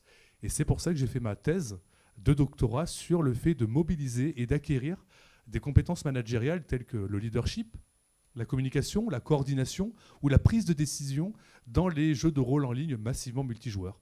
World of Warcraft, Final Fantasy XIV, Ion, etc. Donc de fil en aiguille, j'ai un peu trouvé ma voie. Et là, je me suis dit, waouh, je m'éclate. C'est que je ne fais pas de jeux vidéo, mais je les comprends. En tout cas, j'essaye d'apporter des réflexions pour comprendre les jeux vidéo. Donc les jeux vidéo que vous allez créer plus tard, je vais les gratter, je vais les décortiquer, et c'est ça que je vais aimer en fait. Voilà où j'en suis aujourd'hui. Merci. Oui, Papy Cholet, ouais. Ce serait, je raconte un peu comme un certain youtubeur, joueur du grenier, des histoires. J'adore raconter des histoires. Peut-être en ligne, je ne sais pas. Hello, non En fait, tout le monde a faim, c'est ça. Oui, il y a beaucoup de personnes qui disent oui. Non, mais voilà, je ne sais pas. Est-ce que vous êtes déjà posé, moi je vous pose une question dans ce cas-là, est-ce que vous êtes déjà posé la question que je vous ai donnée tout à l'heure, pourquoi vous voulez faire du jeu vidéo? Ne serait-ce qu'un instant. Vous allez me dire, oui, peut-être dans ma douche. Ouais, d'accord, ok. Mais si vous êtes dans des études de jeux vidéo, vous êtes professionnel du jeu vidéo, posez-vous cette question.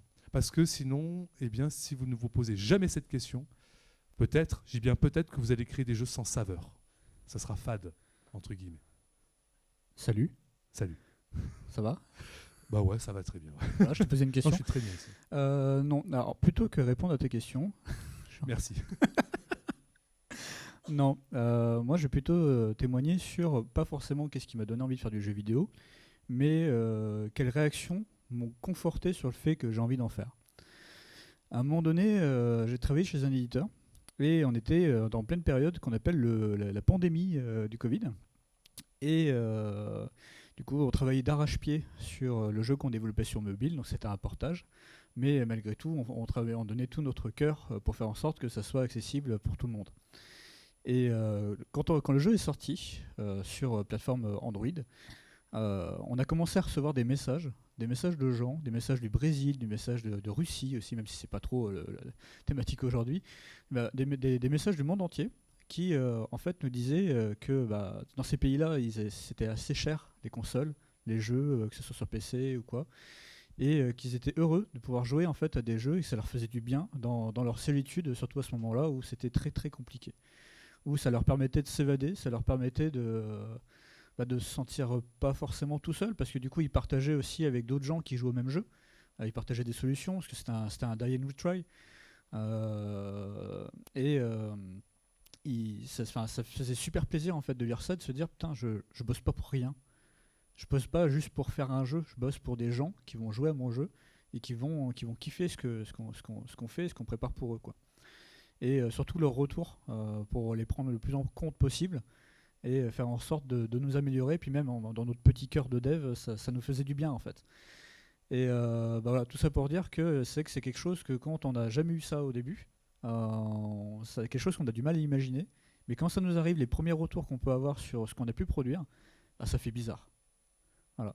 Donc je sais pas s'il y a des gens dans la salle qui ont déjà sorti des jeux, qui ont eu des retours, des trucs comme ça. Mais n'hésitez pas à les dire aussi, hein, parce qu'en vrai, en vrai, ça fait du bien de le dire, hein, franchement.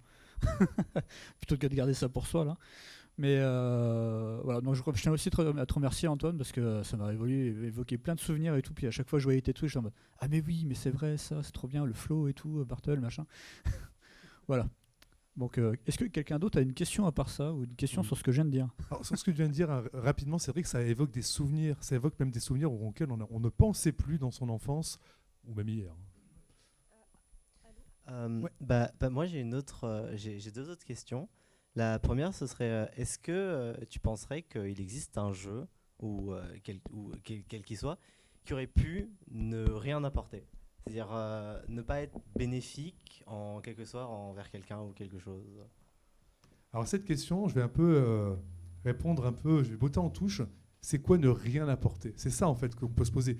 Parce que d'un point de vue philosophique, et là vous allez vous rappeler peut-être de vos cours de philo, le rien c'est quand même quelque chose. Mais dans le quelque chose, il peut rien y avoir.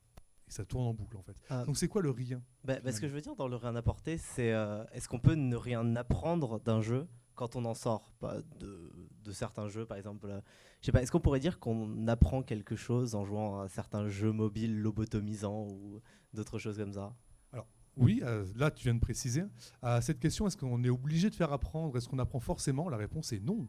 Bien entendu, c'est vrai qu'il y a des jeux vidéo qui n'ont pas pour objectif, rappelez-vous toutes et tous, les objectifs de pourquoi on joue, c'est un des arguments d'apprendre des choses. Mais il y a des jeux vidéo qui ne vont rien vous apprendre, et pourtant ce sont des succès. Et je vais en citer un, même si ça peut faire grincer des dents, et pourtant économiquement il a marché, Flappy Bird sur mobile. Voilà. Quoi qu'on puisse en penser, eh bien, il a eu un succès économique. Donc on n'apprend rien, mais il y a peut-être autre chose. Ça peut être un phénomène de mode. Alors il y a plein de raisons, mais oui, on peut ne pas apprendre, et c'est pas grave finalement. D'accord. Et ma deuxième question, ce serait, qu'est-ce que tu penses du concept de l'échec dans le jeu, dans le jeu vidéo ou de manière générale? Parce que ça peut être quelque chose d'assez frustrant de faire face à un jeu et d'échouer lamentablement ou tristement, même si on a fait beaucoup d'efforts. Ah oui, c'est vrai que l'échec, comme j'ai pu l'évoquer, ça dépend des jeux, ils vous le font ressentir et vivre de manière différente. Rappelez-vous, si vous avez joué à Mortal Kombat, quand vous échouez, le fameux Finish Him, on vous le fait comprendre de manière très très violente, que vous avez perdu d'un point de vue physique et avec beaucoup d'hémoglobine. Mais ça dépend des jeux, ou alors c'est une petite animation. Donc qu'est-ce que je pense de l'échec dans les jeux vidéo? C'est vrai que le jeu, je ne l'ai pas dit parce que ce n'est pas un cours, mais c'est une petite conférence, on peut échouer dans le jeu. Et finalement, avec le jeu, même le jeu de société d'ailleurs, on peut dédramatiser l'action d'échouer. En France, et même dans plusieurs cultures mondiales, notamment dans les pays occidentaux, le fait d'échouer, c'est une catastrophe. Eh bien, je peux vous dire que les plus grandes success stories, que ce soit des entreprises, que ce soit des vies personnelles, connaîtront de l'échec. Et vous allez me dire, ah bah c'est super, merci, je suis obligé d'échouer. Je ne sais pas. Peut-être que vous allez échouer. Mais c'est votre capacité à rebondir sur l'échec, à apprendre de cet échec, que vous allez pouvoir réussir. Parce qu'à l'inverse, le succès rend arrogant. Ça, c'est connu en management, en marketing. Quelqu'un qui a du succès, trop de succès, il peut, et de plus en plus, prendre de l'arrogance. Et l'arrogance mène à l'échec. Donc, l'échec dans les jeux vidéo, le game over, c'est une façon d'expérimenter différentes choses. J'ai raté, je peux faire mieux. La mort, expérimenter la mort dans les jeux vidéo aussi, c'est quelque chose. Je ne vais pas citer certains jeux parce que c'est du gros spoil, mais pensez à des jeux qui commencent par Final et qui finissent par 7, par exemple. Voilà, je ne sais pas si ça répond à ta question. Donc, qu'est-ce que j'en pense? Oui. C'est une très bonne manière de pouvoir dédramatiser l'échec sans non plus minimiser l'échec dans la vie réelle quand même. Mais est-ce que tu penses qu'il serait capable d'exister un concept de jeu où on ne peut ni gagner ni perdre, mais pas aussi rester vide de sens? Ça veut dire qu'il n'y a pas de compétition et le jeu, c'est juste un jeu d'exploration. Alors là, à chaud, j'avoue que de trouver des exemples, peut-être que vous en aurez dans la salle qui illustreront ceci. Eh bien, le but étant d'explorer. Il n'y aura pas de gagnant, il n'y aura pas de perdant. L'objectif, c'est juste d'avoir une expérience, de vivre une expérience. Peut-être que le jeu de journée va dans ce sens-là, d'ailleurs. Est-ce qu'il y a un perdant, un gagnant? On peut, je crois, perdre, parce que j'y ai joué, mais finalement, je n'ai jamais perdu de mémoire. Donc, il y a des jeux vidéo, certainement, oui. Mais ce n'est pas ça qui veulent te faire expérimenter, finalement. D'accord. Et La dernière Beaucoup chose. de questions. Oui, pardon. C'est bien, c'est super. Hein. Et une autre chose que du coup, je voulais rebondir sur ce que tu avais dit avant, la victoire pour rendre arrogant. Mais je veux dire que d'un point de vue marketing, en fait, c'est intéressant parce que ça crée un cercle vertueux pour le joueur parce que s'il gagne, il aura beau devenir arrogant, il voudra continuer à jouer. C'est vrai. C'est vrai que finalement, le fait de gagner, on voudra toujours encore gagner plus et peut-être se sentir supérieur aux autres. On en voit des comportements de ce type-là dans les jeux vidéo et on peut le voir aussi dans la vraie vie. Donc oui, si vous vous intéressez un minimum à tout ce qui est marketing et vente, parce qu'un jeu, ça se vend, ça peut se donner d'ailleurs, hein, mais ça se vend généralement, trop de succès rend arrogant. D'accord, merci. C'est une des lois du marketing d'ailleurs, ça. Alors, j'ai plusieurs questions dans le chat. La première concerne le flow. Comme le flow, c'est l'équilibre principal entre anxiété et ennui en termes de difficulté, est-ce que les jeux comme Dark Souls ou jeux volontairement difficiles ne respectent pas ce flow ou ils le respectent autrement? Alors ça, c'est intéressant, parce que c'est vrai que la dernière partie de la question le respecte autrement. Peut-être que justement Dark Souls va vous inviter à repousser vos limites, être très borderline sur cette limite de « c'est trop dur ». Et c'est ressentir finalement la difficulté du jeu. C'est bien connu, Dark Souls, c'est pas un jeu facile d'accès. En tout cas, il est connu pour être assez dur. Et donc, on va peut-être modifier cette courbe, alors je ne sais pas dans quel sens pour vous, modifier la courbe du flow, on va peut-être la faire pencher vers un côté et on va gagner en compétences. Donc, je pense, pour répondre à la question, que oui, c'est vrai que Dark Souls ne respecte pas pleinement, on va dire, l'équilibre parfait du flow, mais il invite le joueur finalement à se dépasser et de tryhard finalement pour changer cette courbe du flow et aller de plus en plus dans l'anxiété et peut-être finalement ressentir cette émotion qui est une émotion que l'on peut ressentir. Et il y en a, je peux vous dire, qui aiment être sur le qui-vive comme ça et qui font du tryhard, die and retry. Bah, tous ceux qui ont fini Dark Souls, quoi, finalement. Merci beaucoup pour cette réponse. Deuxième question, pourquoi certains jeux qui respectent les motivations des joueurs ne rencontrent finalement pas leur public? La communication devient-elle plus importante que la créativité? Peut-être. Alors c'est vrai que c'est une réponse, on a envie de dire ouais super, il ne donne pas un oui ou un non. Eh bien ça dépend. Il faudrait analyser les jeux. Un jeu qui finalement n'a pas de public, on retourne finalement sur la loi de l'offre et de la demande en marketing, que l'on veuille ou pas, c'est de l'économie, c'est de la gestion. Est-ce qu'il y a un public? Est-ce qu'il y a des gens qui sont prêts à jouer à ce jeu? Oui ou non? Et même si c'est un jeu, on se dit, il respecte parfaitement la petite recette miracle, eh bien peut-être qu'on n'a pas de public. Parce que ça peut choquer, ça peut déranger. Je me rappelle d'un jeu, je n'ai plus le nom, et je crois qu'il a existé, un jeu qui évoquait, qui parlait du viol. Est-ce que ça parle à certaines personnes? Je n'ai plus le nom du jeu. Alors je me sens seul là. Mais il y avait un jeu vidéo qui était sorti, qui avait fait polémique il y a quelques années, et qui évoquait le viol en fait. On pouvait violer dans un jeu. Ça questionne. Pourtant le jeu pouvait être très bien réussi visuellement, mais ça questionnait d'un point de vue éthique et déontologique, clairement. Mais voilà, je ne me rappelle plus du nom du jeu, je pourrais le retrouver. Merci. Je ne sais pas si ça répond à la question de la personne en tout cas, hein, mais il faut un public, il faut une attente. Et si vous doutez un peu de ce genre de choses, encore pensez peut-être à la Dreamcast, cette console au début des années 2000. Cette console, j'adore la prendre en exemple, c'est un cas d'école hein, dans l'industrie du jeu vidéo pour plusieurs raisons. Cette console, avec du recul, elle était excellente, mais elle était en avance sur son temps, d'un point de vue graphisme, d'un point de vue technique. Certains éditeurs disaient on n'a pas encore les compétences pour pouvoir développer. Donc, il faut sortir un jeu, je vous invite à sortir un jeu qui, on va dire, répond à une attente particulière, à un instant T. Peut-être que ce n'est pas aujourd'hui, peut-être que ça sera demain. On voit de plus en plus sortir des jeux qui font réfléchir les gens sur l'équité, sur l'égalité entre les hommes et les femmes. Je pense à Recover, par exemple, un jeu vidéo de This Side Crew, donc une société qui est sur Toulouse de mémoire, et qui sort un jeu un peu sur le sexisme. Ça rencontre un succès. Peut-être, je ne sais pas, si ce jeu était sorti il y a 20 ans, peut-être qu'il serait passé aux oubliettes. Donc il y a des thématiques, hein, les jeux sur l'écologie peuvent marquer davantage leur public parce que ce sont des préoccupations sociétales, tout simplement. Alors apparemment, il y a quelqu'un qui dit « Je confirme, il en parle souvent dans ses cours. » Merci. Justement pour montrer que ces jeux qui peuvent choquer l'opinion publique, et là choquer l'opinion publique, ne répondent pas à une attente. Est-ce qu'on a besoin d'avoir ce type de jeu? Je ne sais pas. Certains diront oui, on en a besoin pour en parler. D'autres diront non, pas sûr. On peut faire autrement. Chacun apprécie bien sûr les jeux à sa juste valeur. Donc oui, j'en parle dans mes cours. Ah, je crois qu'il y a une question devant.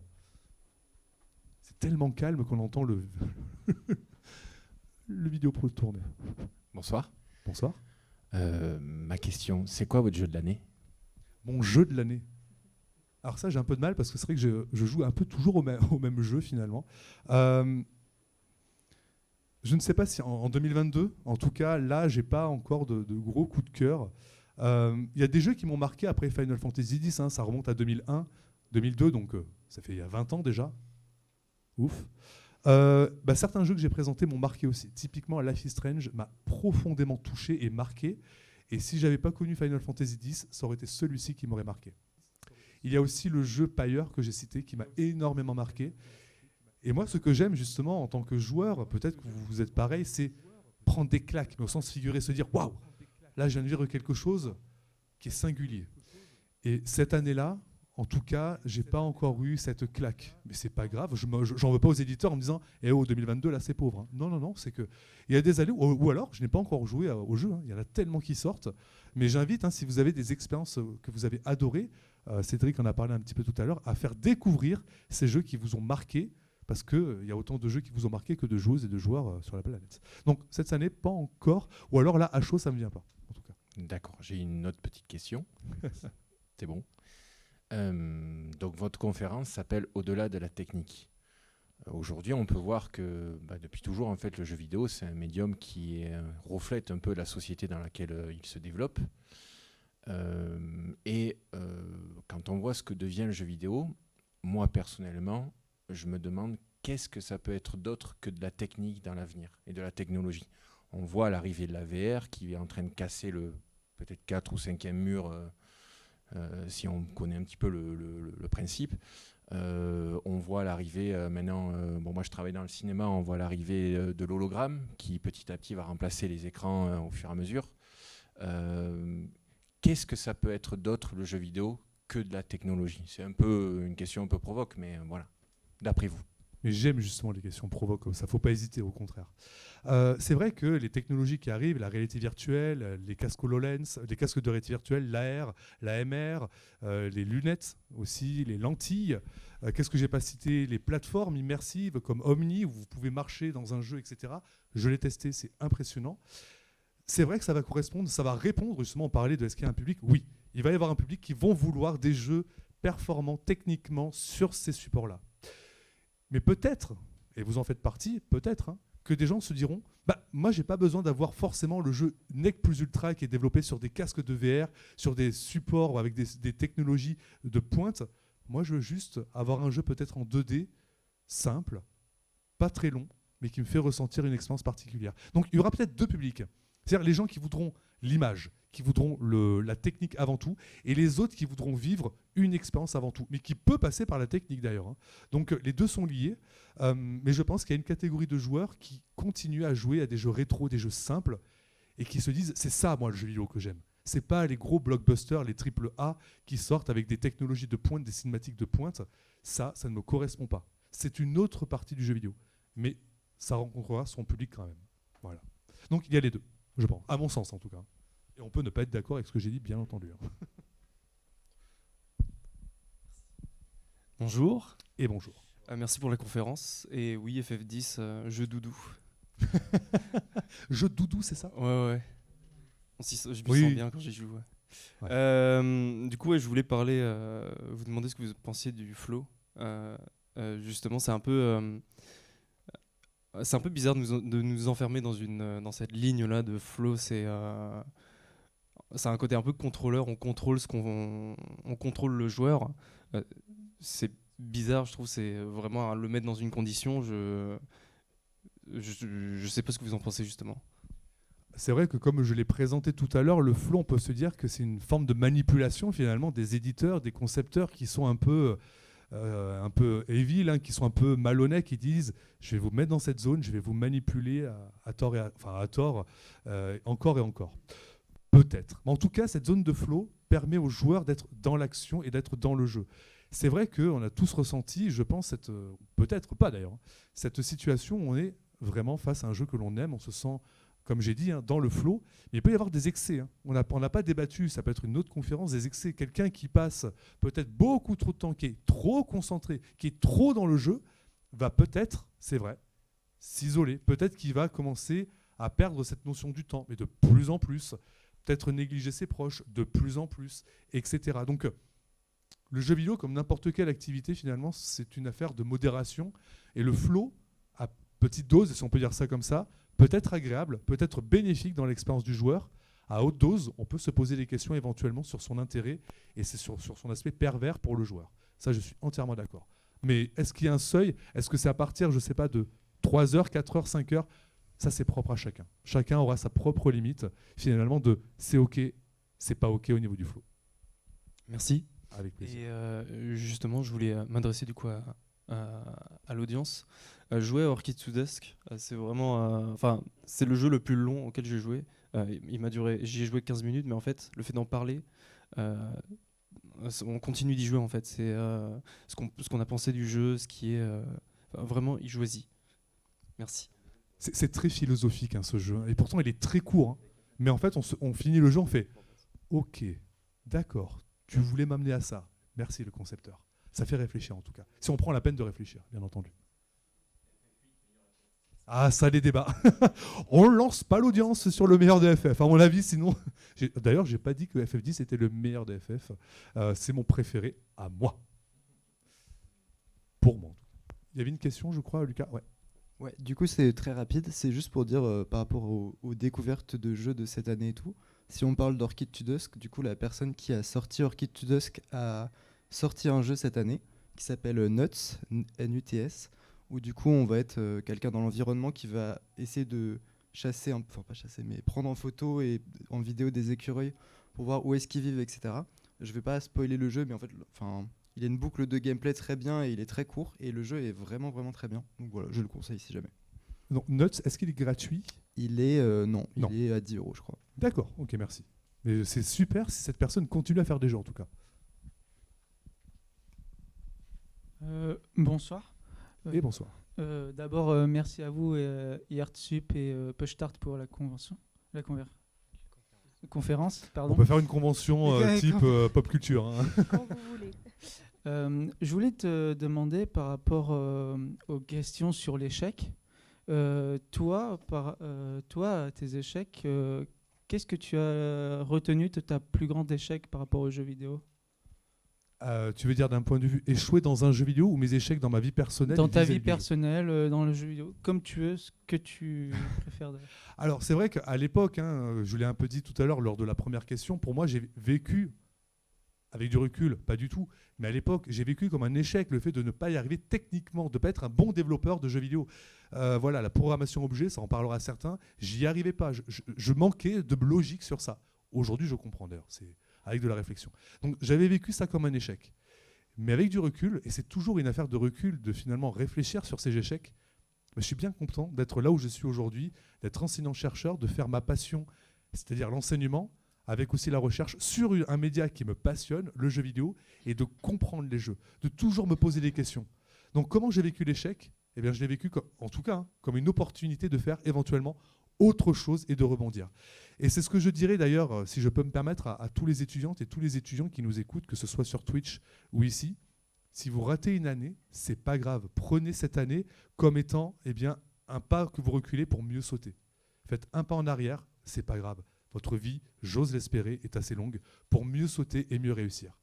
Si vous ratez un examen, si vous ratez une année, posez-vous de bonnes questions. Et ça en sera bénéfique lorsque vous allez refaire cette formation ou aller ailleurs. Par contre, et ça je tiens à le dire, c'est mon avis, si on échoue, si on pense avoir échoué, il faut se poser les questions du pourquoi et apprendre.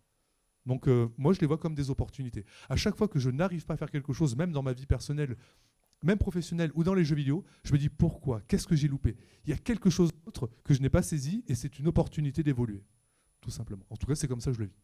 Merci beaucoup. Avec plaisir. Une question dans le chat. Alors une question qui peut être plus économique, mais j'ai l'impression que nous vivons l'âge d'or du jeu vidéo car les gens ont les moyens de consommer du culturel, mais avec les événements économiques que nous vivons, il y aura-t-il une chute drastique des ventes en termes de vidéos ludiques et ainsi fermera la porte aux petits créateurs? Alors, c'est vrai que je ne suis pas devin, mais on peut vraiment se poser la question. Il y a d'ailleurs des conférences qui commencent toujours par est-ce que le jeu vidéo est-il mort? Boum. Il faut savoir qu'il y a déjà eu des crises dans le jeu vidéo, sans vous faire un cours, mais la crise de 82 à 85, le crack du jeu vidéo économique, a fait que les gens n'achetaient plus des jeux vidéo. Pour une simple et bonne raison, les jeux se ressemblaient et les gens ne voulaient plus acheter des jeux qui se ressemblaient, qui étaient de pâles copies, des Space Invaders, etc. Donc, on n'achetait plus. Et aujourd'hui, qu'est-ce qui se passe? Est-ce que c'est l'inflation? Est-ce que c'est des problèmes économiques? Peut-être. Est-ce que les business models dans les jeux vidéo ne sont pas les bons? Je ne vais pas lancer un débat, j'ose espérer, mais certains pensent que c'est via les NFT, d'autres non.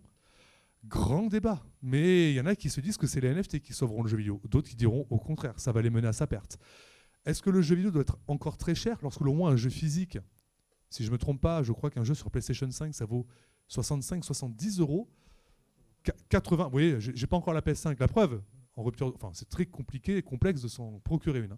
Donc, est-ce qu'on est face finalement à un changement de paradigme sur on ne consomme plus le jeu vidéo comme avant? Et d'ailleurs, ça peut faire un lien, je me permets, avec une recherche que je mène, c'est est-ce que l'on peut consommer autrement le jeu vidéo? Et il y a quelque chose qui est sorti et le gouvernement a tranché et qui, moi, me fait un peu mal et on pourrait se dire qu'on pourrait se poser des questions, c'est la vente de jeux dématérialisés, qui a été interdite finalement. Est-ce que ça n'aurait pas été une possible, je n'ai pas la réponse, solution à s'échanger des jeux à moindre coût dématérialisés? Peut-être. Donc, c'est peut-être les business models, et vous voyez que je suis toujours dans la possibilité, le peut-être, je ne sais pas, parce que je ne suis pas devin. Mais à chaque époque, on vit des transitions économiques et des transitions technologiques qui ont un impact sur l'économie. Pensez au passage de la 2D à la 3D dans les jeux vidéo. Ça a été une catastrophe pour certaines entreprises. Eh bien, le passage, comme vous le disiez, de la du jeu à la réalité virtuelle, ça pourra aussi faire un carnage. À voir. Mais le jeu doit se réinventer constamment. Ça, c'est sûr, d'un point de vue économique et marketing. Donc, au-delà même de la technique. D'où l'importance des producteurs et du management dans les entreprises de jeux vidéo. Ça, c'était la petite pique. C'est très important, le management. Pardon. Bonsoir. Oui. Merci beaucoup pour la conférence. J'avais une question. Vous avez cité dans votre conférence beaucoup d'auteurs de la recherche de jeux vidéo, enfin d'autres domaines qui se sont intéressés aux jeux vidéo comme objet, mais qui datent du XXe siècle. Donc ma question, ça serait qu'est-ce que vous pensez de la recherche actuellement dans le jeu vidéo, du domaine du jeu vidéo à l'international et dans un deuxième temps en France? Merci beaucoup. Elle est très riche. On a la chance de pouvoir, en tout cas en France, faire des recherches sur ce que l'on souhaite. En tout cas, quasiment. Et quand je dis quasiment, c'est que lorsque j'ai commencé ma thèse, il y a 11 ans maintenant, c'était en 2011, septembre 2011, je m'en rappellerai, et que j'ai dit, mot pour mot, je souhaite faire une thèse sur les jeux vidéo en lien avec le management et comprendre finalement les compétences que l'on peut avoir. On m'a dit, mais c'est nul. Mais vraiment, on m'a dit, mais vous n'avez pas d'avenir, monsieur, enfin, s'intéresser aux jeux vidéo, non. Vous voulez faire ça? Le jeu, c'est pour les gamins. Enfin, j'avais on me jetait des cailloux, au sens figuré du terme. Et ben, j'ai quand même osé. Je me suis dit, mais il y a quelque chose à faire. Le jeu vidéo, ça va au-delà de ça. Et j'ai poussé le sujet, je suis allé jusqu'au bout. Et aujourd'hui, ce que je vois, c'est que ces mêmes personnes qui me critiquaient viennent me voir en me disant, finalement, le jeu vidéo, ça prend de la place. C'est un objet culturel de plus en plus important. Économiquement, ça apporte beaucoup. Ça mérite finalement de s'y intéresser. Merci. Alors, je ne suis pas quelqu'un de rancunier. J'ai dit à la personne, effectivement, avec du recul, merci d'avoir changé d'avis. On peut ne pas être d'accord encore. On peut se dire que ça ne sert absolument à rien. Mais elle est très riche. À l'international, et là, on voit la différence avec la France. Et c'est ce que je déplore, moi, en tant qu'enseignant-chercheur, sur cet objet, parce que tu l'as très bien dit, en France, c'est un objet d'étude. Et vous allez voir toute la différence avec l'international. À l'international, et je parle dans le domaine anglo-saxon notamment, c'est un champ de recherche. Ça veut dire que le jeu vidéo, c'est une discipline de recherche, comme la gestion, comme la littérature, comme l'informatique, la physique, les maths, la chimie, et j'en passe. Le jeu vidéo, les sciences du jeu, les game studies, c'est un champ de recherche. Pas en France.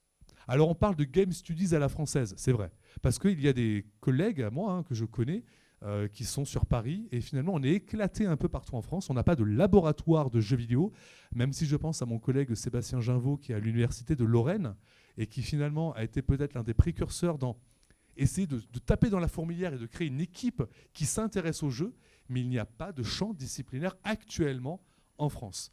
Et si je peux vous faire une confession, si avant la fin de ma retraite, le début de ma retraite, pardon, pas la fin, sinon ça serait une autre fin, avant la fin de ma carrière, si j'arrive à pouvoir instaurer un tant soit peu en France un champ disciplinaire sur le jeu global, hein, dont le jeu vidéo, je pense que j'aurais atteint un beau but en tant qu'enseignant-chercheur.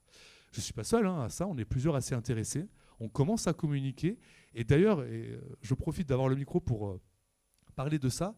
Tous les ans, j'organise un colloque scientifique qui s'appelle le colloque international Game Evolution, que je vous conseille, qui est accessible en ligne aux étudiants, c'est gratuit, et on partage des réflexions sur le jeu vidéo, les escape games, sur la ludopédagogie, l'e-sport. Eh bien, ce sont ces événements-là qui feront, on va dire, monter la mayonnaise. Eh bien, il faut que ça prenne. Il faut que de plus en plus de personnes fassent de la recherche sur le jeu vidéo. Et si vous posez la question, est-ce que c'est le cas? La réponse, sans grande hésitation, je peux vous dire oui. Je vois de plus en plus de jeunes d'arrivée de master faire des thèses sur le jeu vidéo, dont l'e-sport. L'e-sport qui est un thème cher à un de mes amis et collègues, Nicolas Bezombe, que peut-être que vous connaissez. Et donc, il y a de plus en plus de recherches dans ces domaines-là. Donc, oui, c'est très riche. On avance, on rattrape peut-être le retard. Il y a des choses à faire encore. Voilà, j'ai été un peu long dans la réponse, mais ça porte des... Merci beaucoup. Super.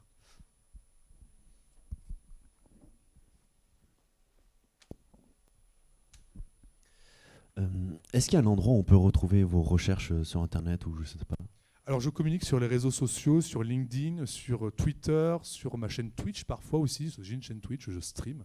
Pendant le confinement, j'avais fait avec Push-Start d'ailleurs, j'avais fait des conférences pour occuper les étudiants, les professionnels et m'occuper moi aussi d'ailleurs. Sinon, eh bien, il suffit de rentrer peut-être mon nom et mon prénom sur un moteur de recherche aussi simplement et on peut arriver sur les papiers de recherche. Et bien là, j'avoue qu'il faudrait que j'améliore mon identité numérique en tant que chercheur. Je ne suis pas parfait et heureusement, parce que je peux m'améliorer justement, il faudrait que j'améliore ce point-là. Rendre accessible toute ma recherche. Je peux les donner s'il y a des choses qui intéressent l'audience sur les émotions. J'ai fait une recherche sur les rêves d'ailleurs. C'est une recherche ethnographique, c'est-à-dire que je me suis analysé. Il y a beaucoup de limites à ça, mais les gens se sont dit, waouh, c'est intéressant que la personne fasse un feedback sur les rêves qu'elle a pu faire et son lien avec les jeux vidéo. Elle a été vue plusieurs centaines de fois, donc ça me fait plaisir, mais c'était juste une petite recherche comme ça. Donc voilà, les réseaux sociaux. Il y a mon compte Twitter et j'en parle souvent de ce que je fais, des conférences que je fais et même LinkedIn. Il ne faut pas hésiter et je reste accessible via email. On peut aussi se prendre un café un jour. Je donne des cours dans ce bâtiment. Voilà, il ne faut pas hésiter. Je reste vraiment accessible et ça serait grand plaisir de discuter de jeux avec vous.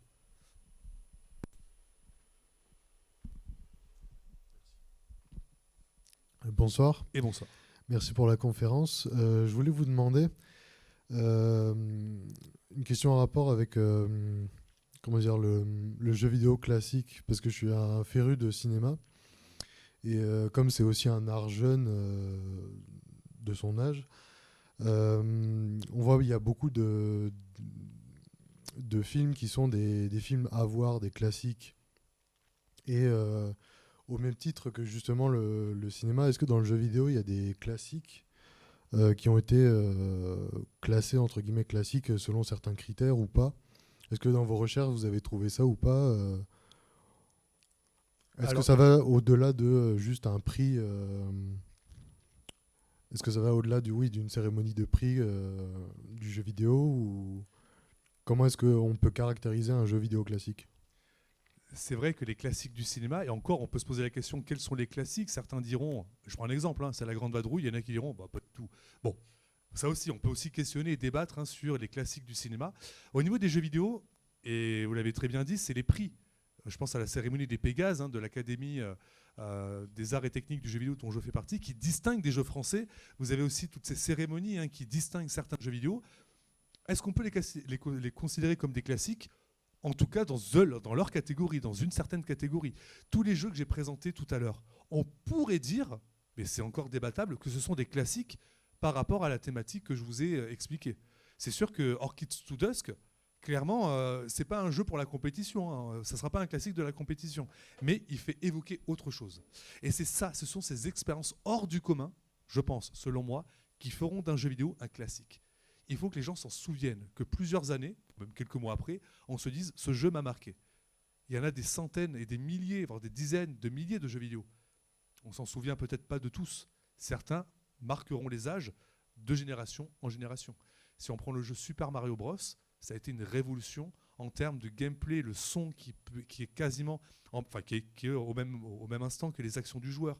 Ça a révolutionné, ça fait revivre l'industrie du jeu vidéo. C'est un classique. Aujourd'hui, on demande ça à un jeune qui a 10 ans, il se dirait bon, Super Mario Bros, c'est moche, c'est pas cool, c'est nul. Je ne sais pas, il pourrait dire ça. Donc il y a un effet générationnel en plus. Donc à mon avis, c'est si ça marque les gens, comme au cinéma, comme dans la littérature. En tout cas, c'est mon avis. Pour que ça marque. Merci. Ah, il y a une question encore. Bonsoir. Salut. Tout d'abord, merci pour la conférence. Je voulais aborder 3 points. Déjà, le jeu Tunic, pour ceux qui ne connaissent pas, c'est un super jeu et j'y ai pensé tout au long de la conférence parce qu'il coche beaucoup des cases qu'on a évoquées avec les difficultés de communication, avec l'exploration d'un monde merveilleux et aussi parfois terrible. Avec le côté éphémère de la vie aussi. Donc beaucoup de points peuvent être retrouvés dans ce jeu, donc je vous le conseille. Je voulais aussi vous conseiller, si ça vous intéresse, de regarder le travail de Kaiwa, notamment sur la catégorisation, les différentes caractéristiques d'un jeu. Et enfin une question, on a eu l'occasion de voir au cours de la conférence beaucoup des références en tout cas de la recherche sur le jeu, parce que le jeu vidéo n'existait pas encore. Est-ce que le jeu vidéo est l'avenir, je veux dire le seul avenir pour le jeu? Est-ce que le jeu au sens non jeu vidéo va être éliminé ou est-ce que ça va quand même persister en parallèle? Alors c'est vrai que sur cette question, est-ce que le jeu vidéo finalement sera le grand gagnant et l'unique finalement héritier de l'aspect du jeu? Alors c'est un avis personnel, mais j'ai des éléments qui peuvent apporter des arguments. Je ne pense pas. Et en parallèle, comme tu l'as dit, pensez aux jeux de société. Regardez les jeux de société d'un point de vue économique et le succès que ça peut avoir auprès de la population. On n'a jamais eu autant de jeux de société, de l'innovation, de la créativité au niveau des jeux de société. Donc c'est un média, c'est une manière de pouvoir véhiculer des messages, de véhiculer des expériences, tout comme le jeu de société. Donc est-ce que c'est l'unique gagnant? Je ne pense pas, parce que certainement parmi vous, vous aurez grand plaisir à jouer à un jeu de société en soirée avec des amis, donc ça aura encore du succès. Donc selon moi, le jeu vidéo n'est pas le seul grand gagnant tout puissant. Il y aura d'autres formes de jeux, actuelles comme le jeu de société, et peut-être futures qu'on ne connaît pas, notamment avec la réalité virtuelle, peut-être les métavers, je ne sais pas. Mais c'est pas le seul pour moi. Est-ce qu'il y avait une autre question? Alors, juste petite chose. Si vous avez encore des questions après celle qui va être énoncée là, sachez qu'il y a un instant de 15-20 minutes à peu près d'échange hors live où vous pourrez continuer de poser des questions à Antoine et interagir avec lui. Et je préfère le dire, n'ayez vraiment pas peur de me parler. Je ne mords pas, je ne juge pas. Loin de moi l'idée de juger, absolument pas. Donc n'ayez pas peur de me parler. Au contraire, j'adore pouvoir échanger, faire des rencontres, parce que devant moi, vous êtes à peu près une quarantaine. Eh bien, il y a 40 histoires, à mon avis, avec le jeu vidéo différentes, plus ou moins évoluées, plus ou moins riches, plus ou moins marquantes. Et moi, en tant que chercheur, c'est ça que j'aimerais savoir. Enfin, je ne vais pas vous interroger tous, je vous rassure. Sortez pas, je vais tous vous interroger. Mais voilà, n'hésitez pas à discuter. Et d'ailleurs, si je peux me permettre, avant de prendre la prochaine question, c'est en échangeant avec les autres que vous allez aussi grandir et vous enrichir des expériences vidéoludiques. Si vous vous cantonnez à votre seule expérience de jeu, même si elle est fantastique, même si elle est super, eh bien, vous pouvez faire des jeux qui sont extraordinaires, qui n'auront pas de public, parce que c'est votre vision du jeu vidéo. Nourrissez-vous de celle des autres. Vous en serez plus riche. En tout cas, c'est mon avis. Bonsoir, merci pour la conférence. Ça tombe bien, on a un petit peu parlé de cinéma tout à l'heure. Dans le cinéma, il y a le concept le cinéma d'auteur, entre guillemets. Tu nous as parlé de pas mal de jeux plutôt indépendants, plutôt artistiques, encore entre guillemets, comme Orchid to Dusk, qui est excellent, bien sûr. Décidément. Et la question, du coup, c'est est-ce que tu penses qu'il existe un jeu vidéo d'auteur ou des jeux vidéo d'auteur Et si oui, qu'est-ce qui peut faire la différence entre ce qui est d'auteur et ce qui ne l'est pas? Peut-être en un mot, on pourrait débattre sur la liberté de créativité, la liberté que le cinéma d'auteur, le jeu vidéo d'auteur offre à l'individu. Vous êtes seul, vous n'avez pas d'investisseurs qui vous sont derrière, même si c'est important. Vous n'avez pas le marketing, vous n'avez pas d'attente.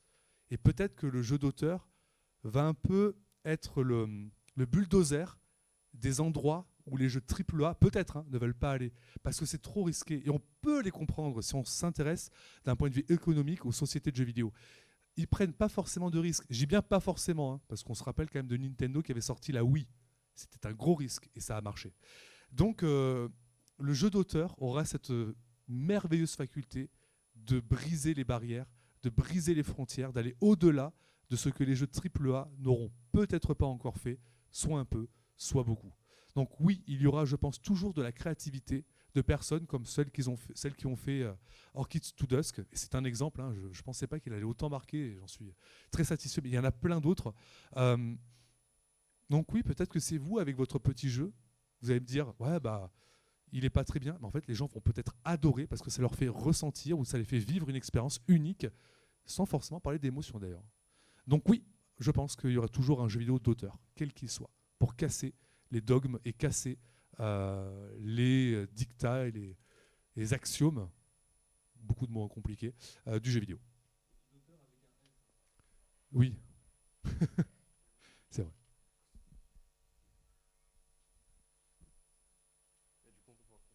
De quoi? Ah, on conclut. Il n'y a plus de questions via Twitch. Moi, j'adore faire ça. Non, c'est bon. Non, alors encore une fois, si vous avez des questions, parce que vous n'osez pas la poser, parce que prendre la parole, c'est vrai que c'est pas évident. N'hésitez pas à me contacter, à me poser des questions après, etc. Oui. Ah, il y a peut-être une question. Oui. Vous avez parlé beaucoup de jeux vidéo qui étaient des jeux PC ou console, mais pas de jeux sur mobile. Une raison? Oui, alors j'ai beaucoup parlé de jeux PC, console et peu de mobile. Alors c'est vrai que je suis très peu jeux mobile. Alors il y a aussi mon affinité. J'ai pas exploré tout le champ des possibles avec les jeux mobiles. Cependant, en Adventures with Anxiety se joue sur mobile. Entièrement à mon amour se joue sur mobile. Le fameux jeu débattable Flappy Bird s'est joué sur mobile. Peut-être parce que je ne les connais pas assez, mais je sais qu'il y a de très bons jeux. Je pense à un jeu montpelliérain, Lost in Harmony, par exemple, qui avait marqué de son temps, de DigixArt. Clairement, moi, il m'avait marqué sur l'aspect émotionnel, sur l'aspect beauté et très onirique de la musique, notamment. C'est peut-être par, je l'avoue, méconnaissance de tout ce marché des jeux mobiles, peut-être. Mais j'imagine, et j'en suis persuadé, qu'il y a aussi d'excellents jeux sur mobile qui font la même chose que tous les jeux que j'ai présentés ici. Donc je vais poursuivre ma quête, comme vous, de me poser des questions et davantage sur le jeu mobile peut-être. Ouais. Voilà, je pense qu'il est temps de conclure sur Twitch. Nolwenn, je te laisse la parole. Ouais. Bah, du coup, déjà, merci à toi déjà pour la conférence qui a été super chouette. C'est super important pour les étudiants, même pour n'importe qui d'autre, de recevoir ce genre d'informations-là. Et puis aussi, on remercie l'école, la régie, enfin bref, un peu tout le monde. Aussi vous qui avez participé à notre événement, c'est super chouette. Ah oui, voilà, c'est ça. C'est qu'il y a un formulaire qui va être donné dans le chat. Un formulaire pour voir si la diffusion sur Twitch vous a plu, si le type de conférence aussi vous a plu, pour qu'on puisse améliorer à l'avenir. Parce que l'objectif, c'est d'en faire d'autres sur d'autres sujets. Donc voilà, après la diffusion sera disponible en VOD sur notre chaîne YouTube Push-Start Asso, je crois. Push-Start. Bon bref, ce sera trouvable, on vous donnera les liens, etc. Et puis voilà, si jamais il y a un établissement qui nous écoute et qui voudrait accueillir ce genre de conférences ou d'événements, bah, c'est avec plaisir. On est joignable sur notre Discord. Donc Discord Push-Start. Twitter, Push-Start. donc voilà. Et puis globalement, moi, c'est tout ce que j'ai à dire. Rien de plus à dire. Vous pouvez aussi nous contacter par mail au ca-étudiant@pushstart. C'est ca-étudiant@push-start. Ils seront dans le chat et ils seront aussi en lien. En tout cas, oui, merci beaucoup à tous. Merci à IRTSUP et ICFAC pour les locaux. Merci à Antoine Chollet pour cette conférence. Merci beaucoup. Merci à vous. Et toutes merci, et tous. oui, merci à vous d'être venus aussi nombreux et merci aussi aux gens sur Twitch. Voilà, merci à tous.